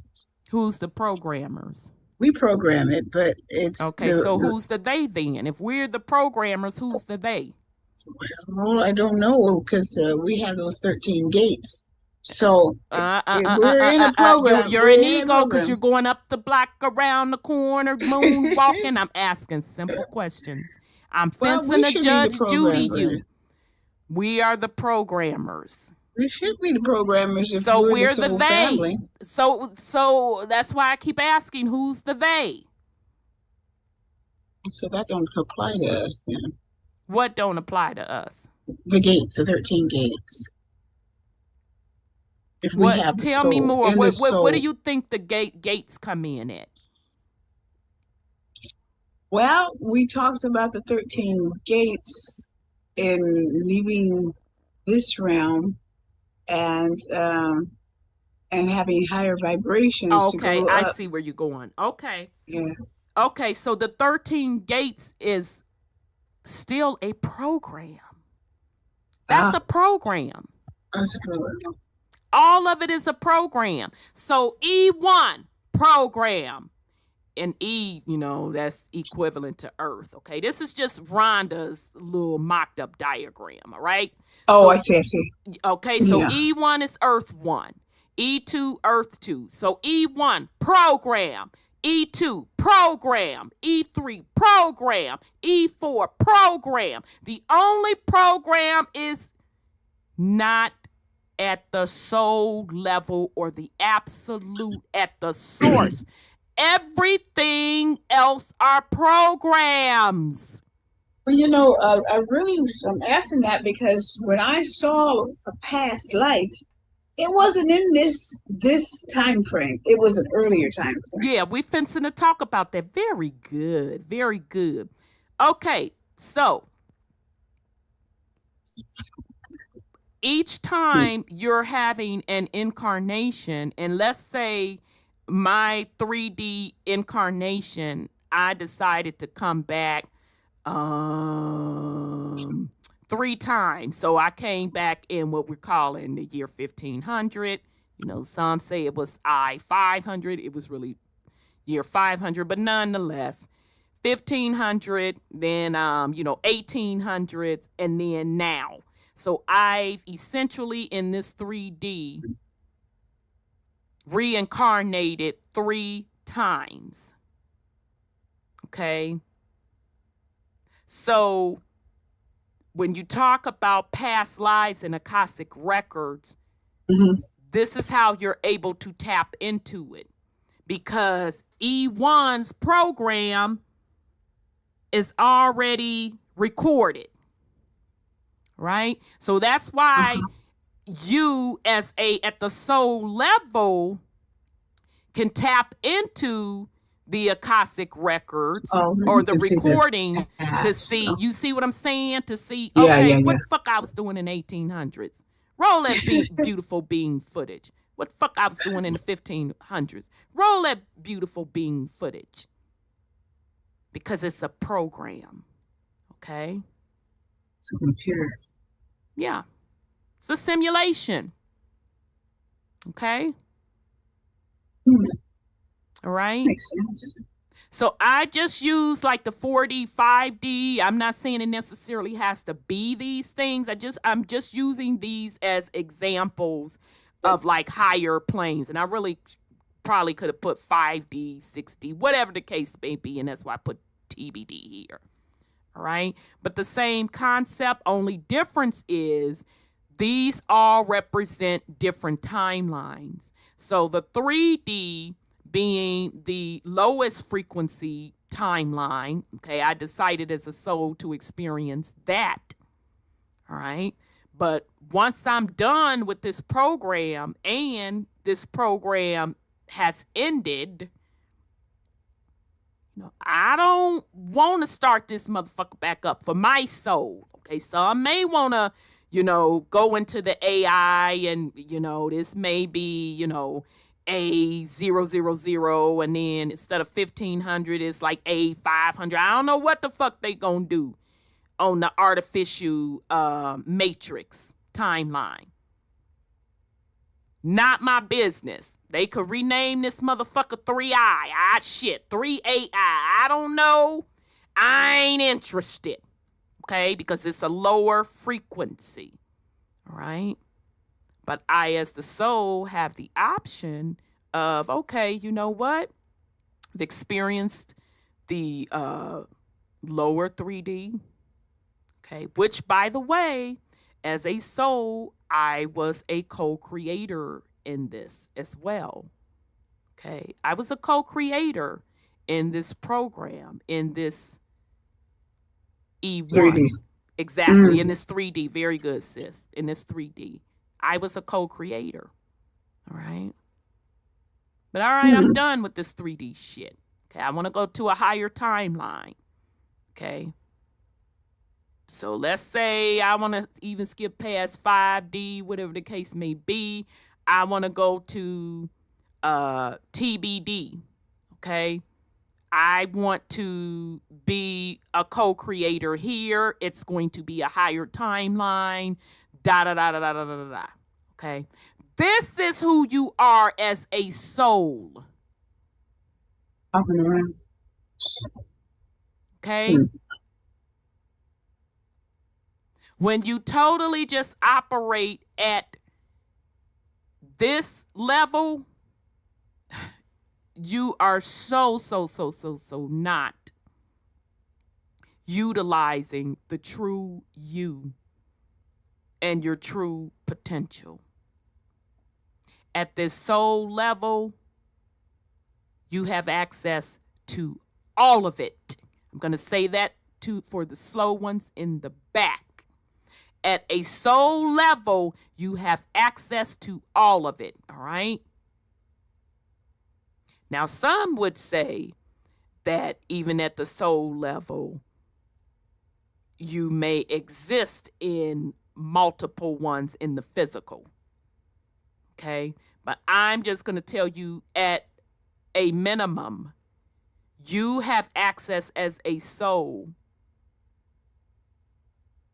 from an astral, your light body or spiritual body perspective, to access them all. And then some more, right? Absolutely. This is just one. Very just good, right. Sis Sandra. This is just, I only just did one tree. Okay? Right. Because it's infinite. Yes, sir. You just touched on it when you said infinite. Mm-hmm. Okay. It's infinite. So I just gave one little example of this 17. tree. It's infinite. That's who you truly, authentically are. So when I say don't be on the motherfucking board, I meant that. Why would I limit myself to 3D? Why would I limit my consciousness, my soul, the essence of who I am, to 3D? Well, they haven't isolated how many dimensions. What you say, sis? Right? I couldn't they hear you. I said they haven't isolated how many dimensions exist, right? They haven't isolated? I didn't understand. Well, you know, like seventh heavens and all that kind of stuff. You remember the book says about the seventh heaven, the 17th dimension, 10 dimensions, and all that kind of stuff. Right. Like do you understand why it's saying, do you know it's saying 10 dimensions, or is that something you're just kind of recalling? I'm recalling it. Okay, so you're saying you do know that they said it's 10 dimensions. Yeah, matter of fact, I think it was 17, but I'm not sure. Okay, all right, so I won't go into it's kind of vague. Okay, yeah, no worries. So why would I limit myself to 17 dimensions when you know that? When it's infinite? That sounds like a program to me. Oh yeah, they didn't set the parameters. I mean, the programmers have set the parameters. Who's the programmers? I know. Huh? Yourself. Right. Yeah. So we have to be careful. So that program is within what? That's within the 3D.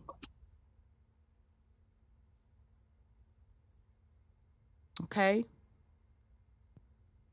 Why would I limit myself as a soul to 3D when I don't even have to, even this, what I drew out these different timelines? I don't even have to be here. I could be anywhere else. I could be, again, create, because I am a creator at the soul level. So I can be one of the co-creators in something totally fucking new. So in other words, we as souls, we don't have to be stuck in fucked upness, i.e. the 3D. And when your soul is tired of the said experience, you move on. Okay? So I hope this is making sense. I'll pause in case somebody want to put something on it. But again, this is just one example of multiple timelines. But it's infinite. Makes sense. Yes, sir. If we are the source having multiple experiences, that means everything in creation, every aspect of the script of the hologram, down to rocks and everything, is us. Absolutely. Everything is predicated upon our energy. Yeah. And when we return back to nothingness, which is wholeness, we never leave that. As previously stated, you return to the source every night. Every time you go to sleep and you astral travel, you return to the source because you are the source. Absolutely. But they may not be ready to accept that fundamental truth yet. Yes, a lot. Yeah, then you realize that you can't blame nobody for nothing because ain't nothing. You are the entire experience, every aspect of it. But I digress. Very good point. Very good point. Okay. So I, just wanted to use this as an example to show you how powerful, and this is why ye are God. This is why. Because you always were as a soul. Okay? So remember, you create at the soul level. So these different timelines, they're being created by souls. Okay? And at the soul level, you're choosing your own individual soul contract. Okay? You link up with other souls to create soul families, and you all make the decision which particular timeline y'all want to experience together. Okay? Now, as souls, every soul has a twin flame. That doesn't necessarily mean that the twin flame will incarnate or reincarnate on the same timeline at the same together. Yeah. Okay. So it may be, for example, in the 1500s, you didn't link up with your twin flame. You was kicking it with soulmates. But 1800s, you did link up with your twin flame and your soul family and etc. Okay. So I want y'all to just keep that into consideration as well. All right. But what we need to get out of this entire series is the true, authentic you made the decision to have this particular 3D timeline experience. You as the soul made that decision to even reincarnate multiple times within this said 3D experience. Just like you as the soul will make the decision whether or not you want to go into the artificial intelligence, okay? Or if you're going to go to a higher timeline. But make no mistakes about it. You as the soul make that decision. So even with reincarnation itself and the different gates, absolutely they're gates. But let's be clear. And yes, there are gatekeepers. There are souls that took on the contract to be a gatekeeper. But that's still a program. And at the soul level, you understood and you understand that that's still a program. Okay? There's nothing in any of these timelines that you as a soul are not aware of. Nothing. It's just at that persona / ego and that mind level where the confusion lies, where the chaos lies, but the soul knows. That's why you're always supposed to tap back into soul and have soul the driver, because the soul is always going to have the answers. All right. Timeline, artificial simulations.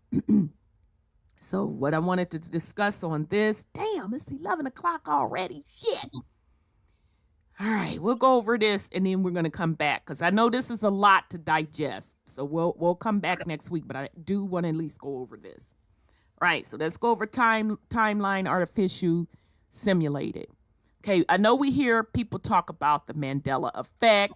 We hear people talk about predictive programming. We hear people talk about events and resets. Okay, so let's talk about the Mandela effect. All right, so those of you that are not aware of the Mandela effect, I highly encourage you just do YouTube search. There's a lot of videos out there about it. Okay, so just at a high level, without us going into a 40, 50-minute conversation just on the Mandela effect. It's literally about things that folks remember in the past now have changed. And they swear that it's always been the way it is now. So I'll give an example. Like the HBO series Sex in the City. So there's a controversy. Was it Sex in the City or was it Sex and the City? Okay. Another one is Bernstein Bears. Okay. I remembered it as Bernstein. BRNSTEIN. Okay. Because it was a childhood book. All right. But it's named something else now. And I'm like, what the fuck? That ain't how I remember it. Okay, so that's just a snippet of Mandela effect. It's called Mandela effect because some people said that they remember Nelson Mandela transitioning decades before they officially said he transitioned. So that's where the name came from. Okay, but you can go on YouTube and look up videos yourself to get a feel for it, and it'll be interesting because you'll be like, nope, I don't remember it like that, la la la, whatever the case may be, right? So Mandela effect is a program the ego has created to continue the characters. It is a sub program in the Matrix. Okay. So even the Mandela effect itself is just another program. Okay? Hear people talk about predictive programming, all right? So meaning, they use The Simpsons, the cartoon The Simpsons is a perfect example of predictive programming because they will make episodes and then years later, the said episodes happen in the quote, quote, physical reality.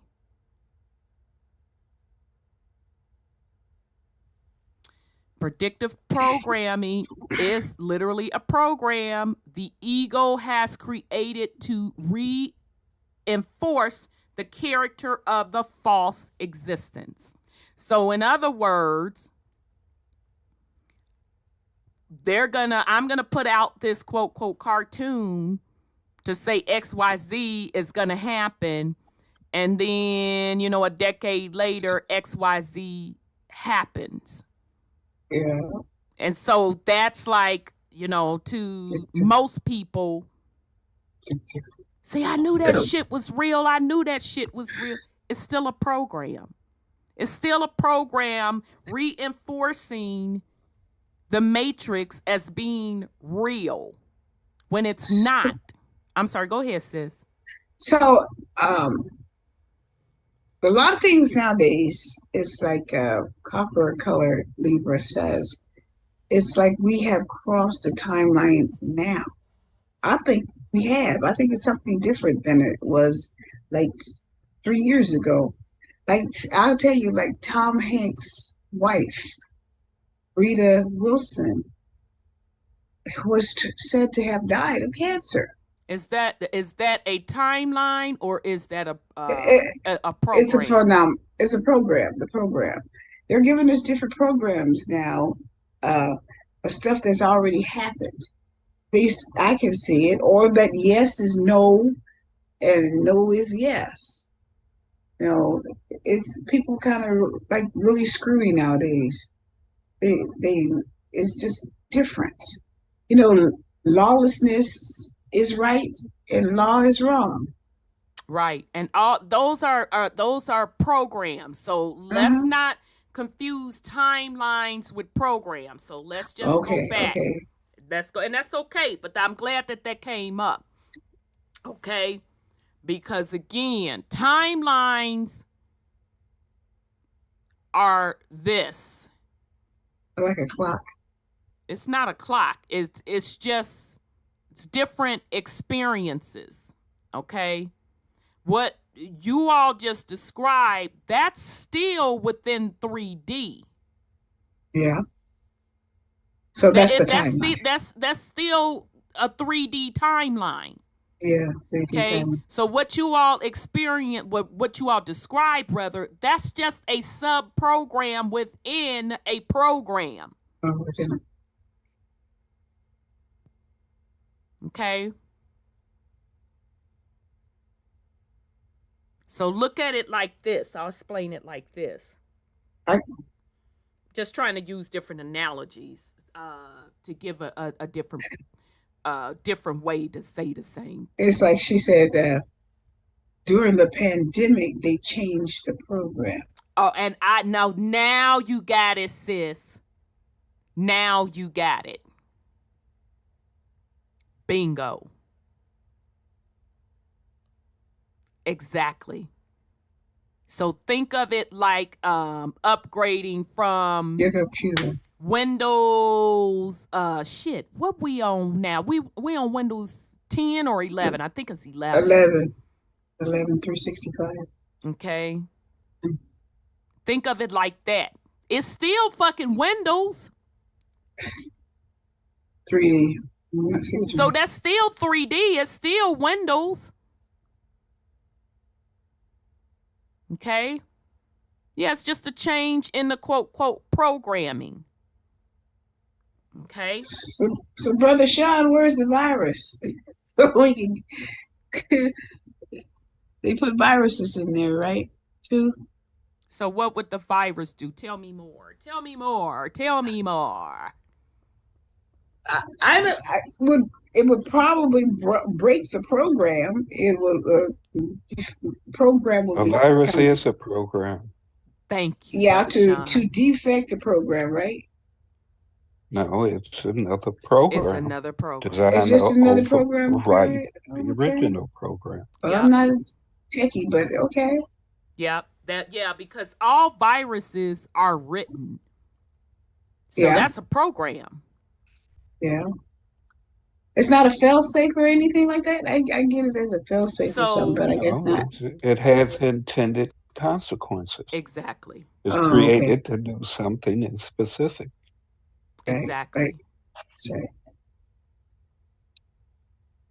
And so again, now this is the interesting catch, because this is why I tell y'all it's very important to start understanding the difference between soul level, ego, and how ego and mind work in conjunction. Because the ego wants to hold on to the character, the personalities / personas, and it uses the mind through emotions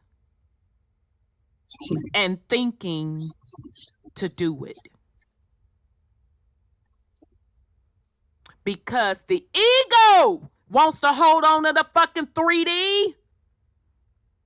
When the soul knows that that experience is fucking over with, it's done. So when you copper color says, I guess I'm confused on why it's so much violence going on in that. Is that a virus? So the violence is the program, right? That they then programmed into the yeah, it's a program. No, whereas no, peace is programmed too. You could say that. So I guess I'm trying to understand. You said I'm confused on why is so much violence going on. Is that a virus? That's what she said. Well, if the virus is a program, just like everything else, the entire experience is a program. Yes. So whatever you experience in the program, within this hologram, war is a program. Exactly. Making love is a program. Everything you're eating is a program. Everything that you do within the confines of this body, this ego, this beast, is a program because it has to be taught and given instruction on everything that it does. Brother Shrugs is here. Yep. Period. Good. Your soul is the energy force that permits this vessel to be able to carry out the programs, just like with your computer. Everything is on your computer and in there when you put the programs or your software, whatever you put in there. Exactly. And you just push the buttons. Just because you unplug the computer, don't make your software go away. Soon as you plug it back in, you're able to access all the programs. Now oh shit, I like that. Can you say that again? Because that pretty much sums it up. When you say about the unplugging the computer. Yeah, all your software and programs are still on there. You plug the computer back in and you got access to all your software. So all your programs. So in other words, if I'm trying to get back to authentic self, and when we say to do that, which is the soul level is the authentic self. And when we say you have to step outside of the matrix, that means you have to do what? Unplug. You have to unplug that motherfucker. That's why we say none of that shit matters at the soul level. Because it's unplugged. Because it's not only because it's unplugged, it's a program. I'm not the fucking program. Just leave it alone. Yep. And it's not even about leaving it alone. It's about understanding that it's a program. Take it with you. That's what we're saying. And as long as we stay at that ego/mind level, we're going to keep rationalizing, going around the block, up the corner, walking on water, pulling inky, binky, linky, them, the Lord up into it, all of that bullshit, all of the chaos. Because all of that is a part of the program, trying to fix the program, trying to rewrite the program, trying to add viruses to the program. But your soul knows it's a fucking program. It was just a fucking experience.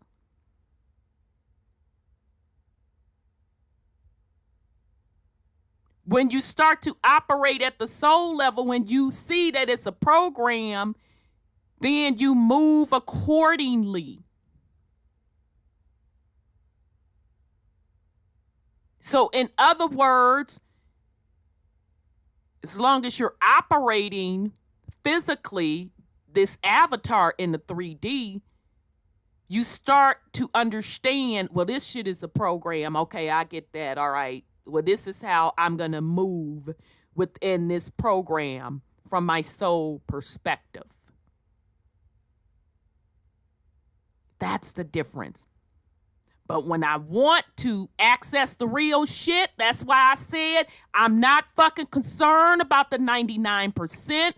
I'm not fucking concerned about the they. I'm not concerned about what a celebrity is doing, what a motherfucking politician is doing. I ain't concerned about none of that shit. When I say I don't want to be on the board, this is what the fuck I'm talking about. When I say the board needs to be turned over, this is what the fuck I'm talking about. Because I'm talking about at the soul level. But as long as you are at the 3D program level, trying to figure this shit out, you're going to keep being a program within a program within a program. It's chaos. It makes it complicated. When you ain't got to do none of that, you unplug that motherfucker, go back to authentic self. Okay? And I know this is a lot, y'all. I know.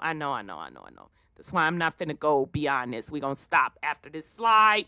And we're going to come back and revisit it because I know I'm going to have to keep going over this with different twists because it's a lot. I get it. All right? Okay. So again, these things, Mandela effect, predictive program, even events and resets. Yes, resets are programs. Saw that too. Resets, events and resets. Okay. Resets are still programs. The ego has continued the characters. They're just sub-programs.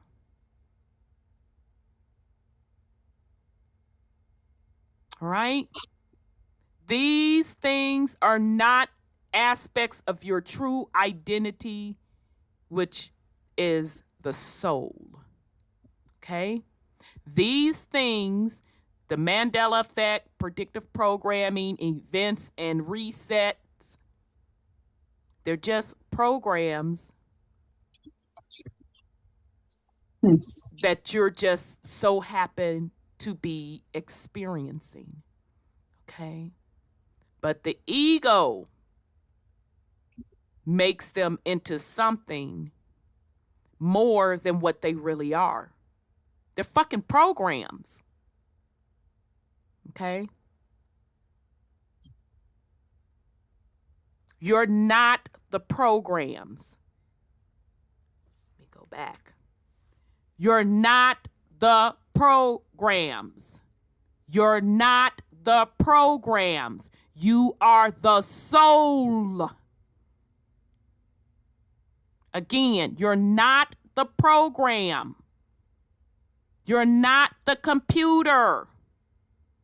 You're just the soul. And when you feel you are The program that's equivalent to saying you are your motherfucking computer.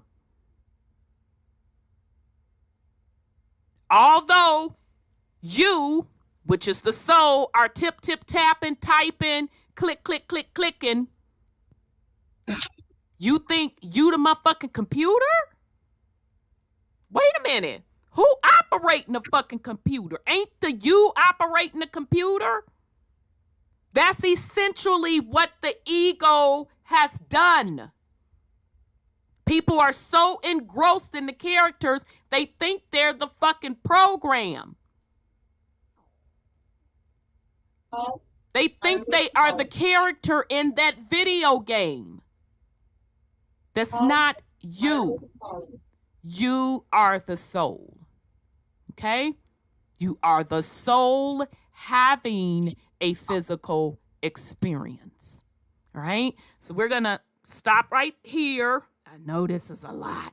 We're going to go back over it again next week, revisit it, and put a little bit extra something on it. All right. So with that said, come on, thing. Come on, cooperate. I'm not in the mood. Sis Sandra, you have any last words for the family? I know this one was rough tonight, fam. I knew it was going to be rough. It's a lot. It's very informative, though. If you can apply it to the incidences of, childhood traumas, marriages, anger, all that kind of stuff, you can see where it would go. Okay. I'm sorry, sis. I got distracted. Okay. Brother Sean, you have any last words for the family? Well,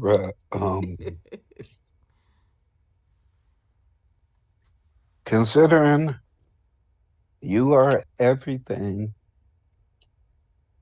and everything is you. You are everything. Keep going. And everything is you. Who do you blame now? What's your next move? I understand there's still this human experience going on. What is the original character that you intended for yourself? Is that still the storyline you're going to play out, or do you let the other aspect of yourself become victorious?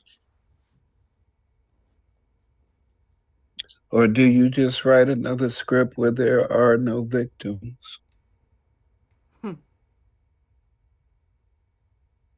Because the way that you have the game set up now, with universal law programs, you got to come back and suffer. I mean, are you still that juvenile of a God that suffering and pain is the greatest accomplishment you could come up with? Ooh, shit. It's the only thing that you could come up with to try and disrupt unconditional love. Oh, can you run that back for the damn for the slow ones in the back? That was pretty dope.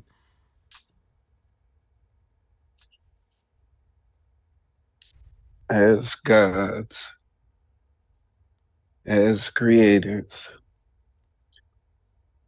as hate and pain, the only thing that you can create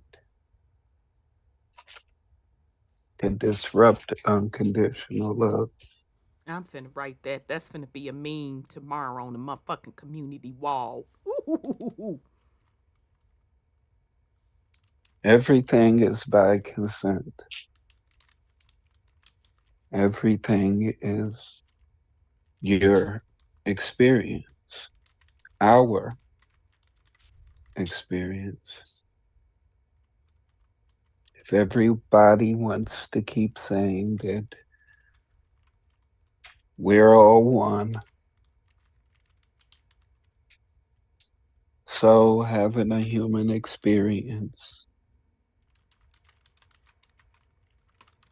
when do y'all let go of your ego? When do you bring balance to your ego to experience this kumbaya harmony and oneness that so many claim that we are? You still hold on to physical aspects of things. You still hold on to titles, positions, and wanting to own the whole of the earth. But you can't. It's all a hologram. Yep. It's all programs. Love y'all. Wholeness and power. All right. All right.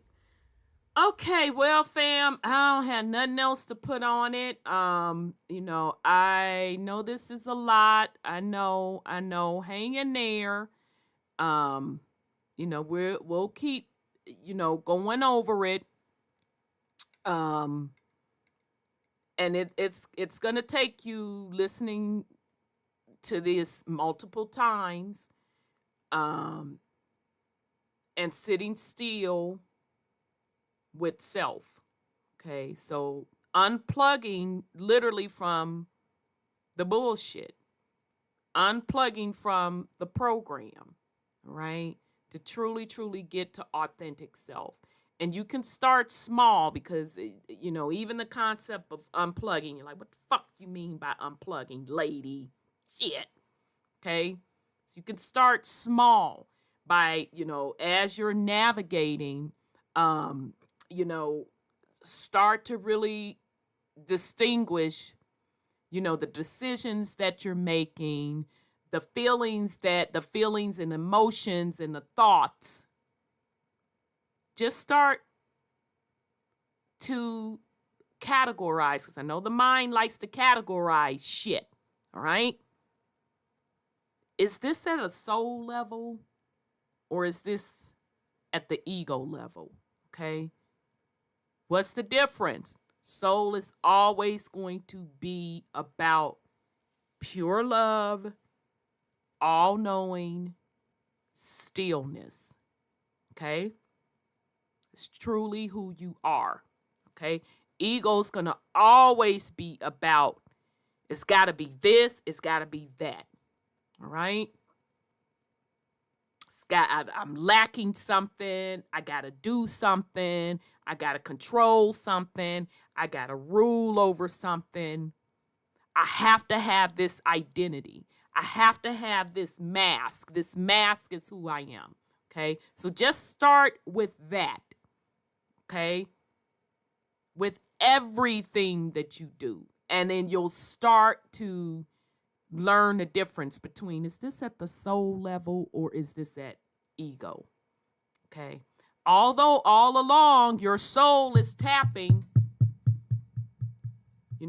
but we start to ignore that soul level so much that the taps get lighter and lighter. Okay.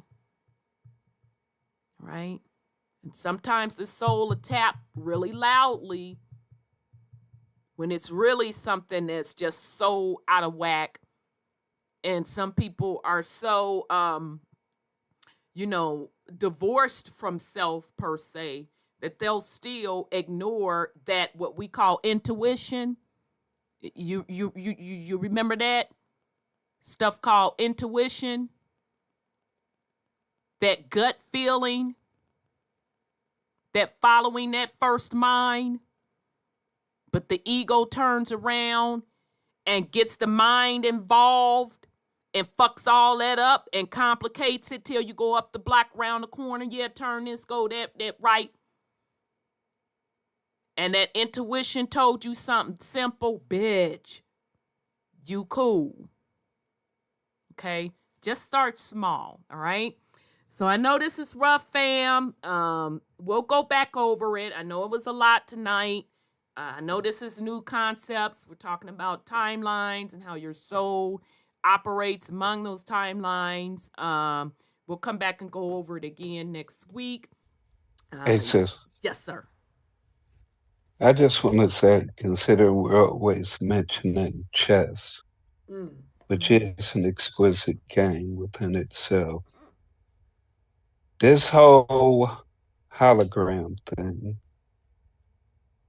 is actually like trying to play an honest game of chess against yourself. Ooh.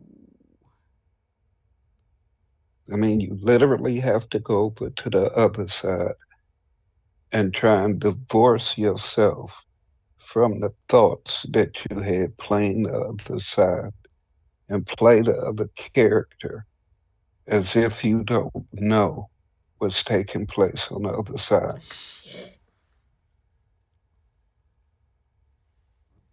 And your ego is not going to let you lose to either side.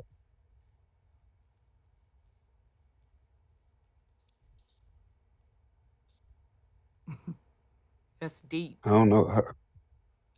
Yeah. I played myself in chess for 2 years and quit. Why'd you quit? Online. Why'd you quit? I kept coming to draws.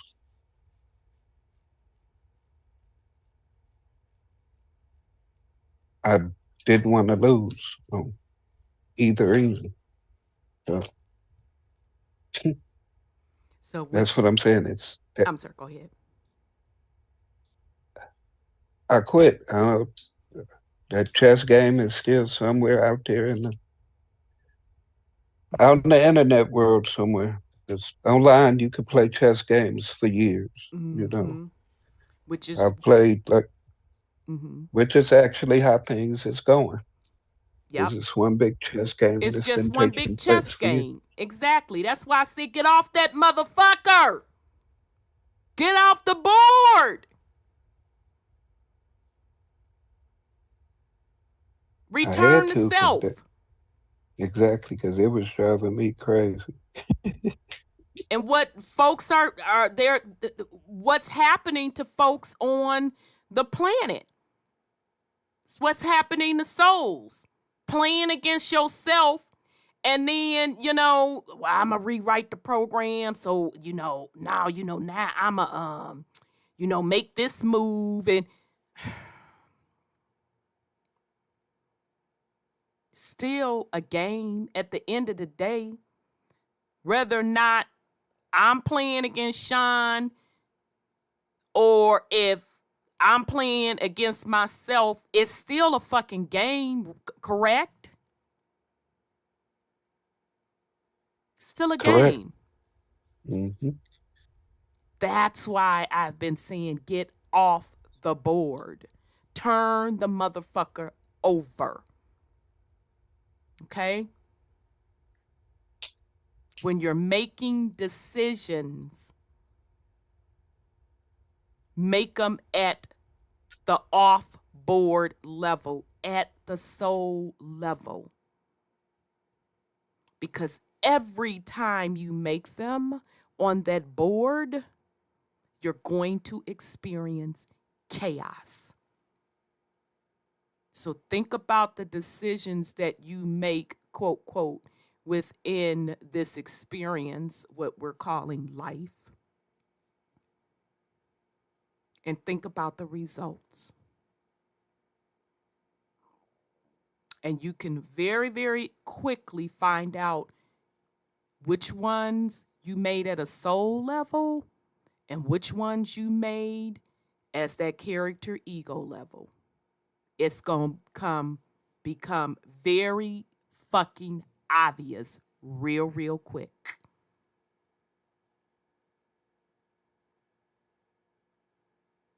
Okay.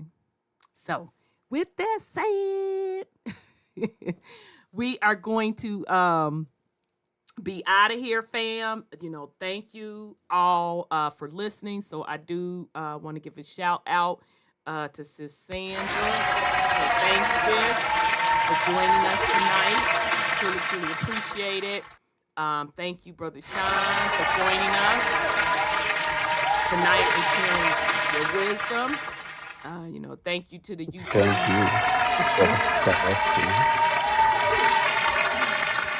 So thank you to the YouTube chat, all right? And thank you to the YouTube family listening.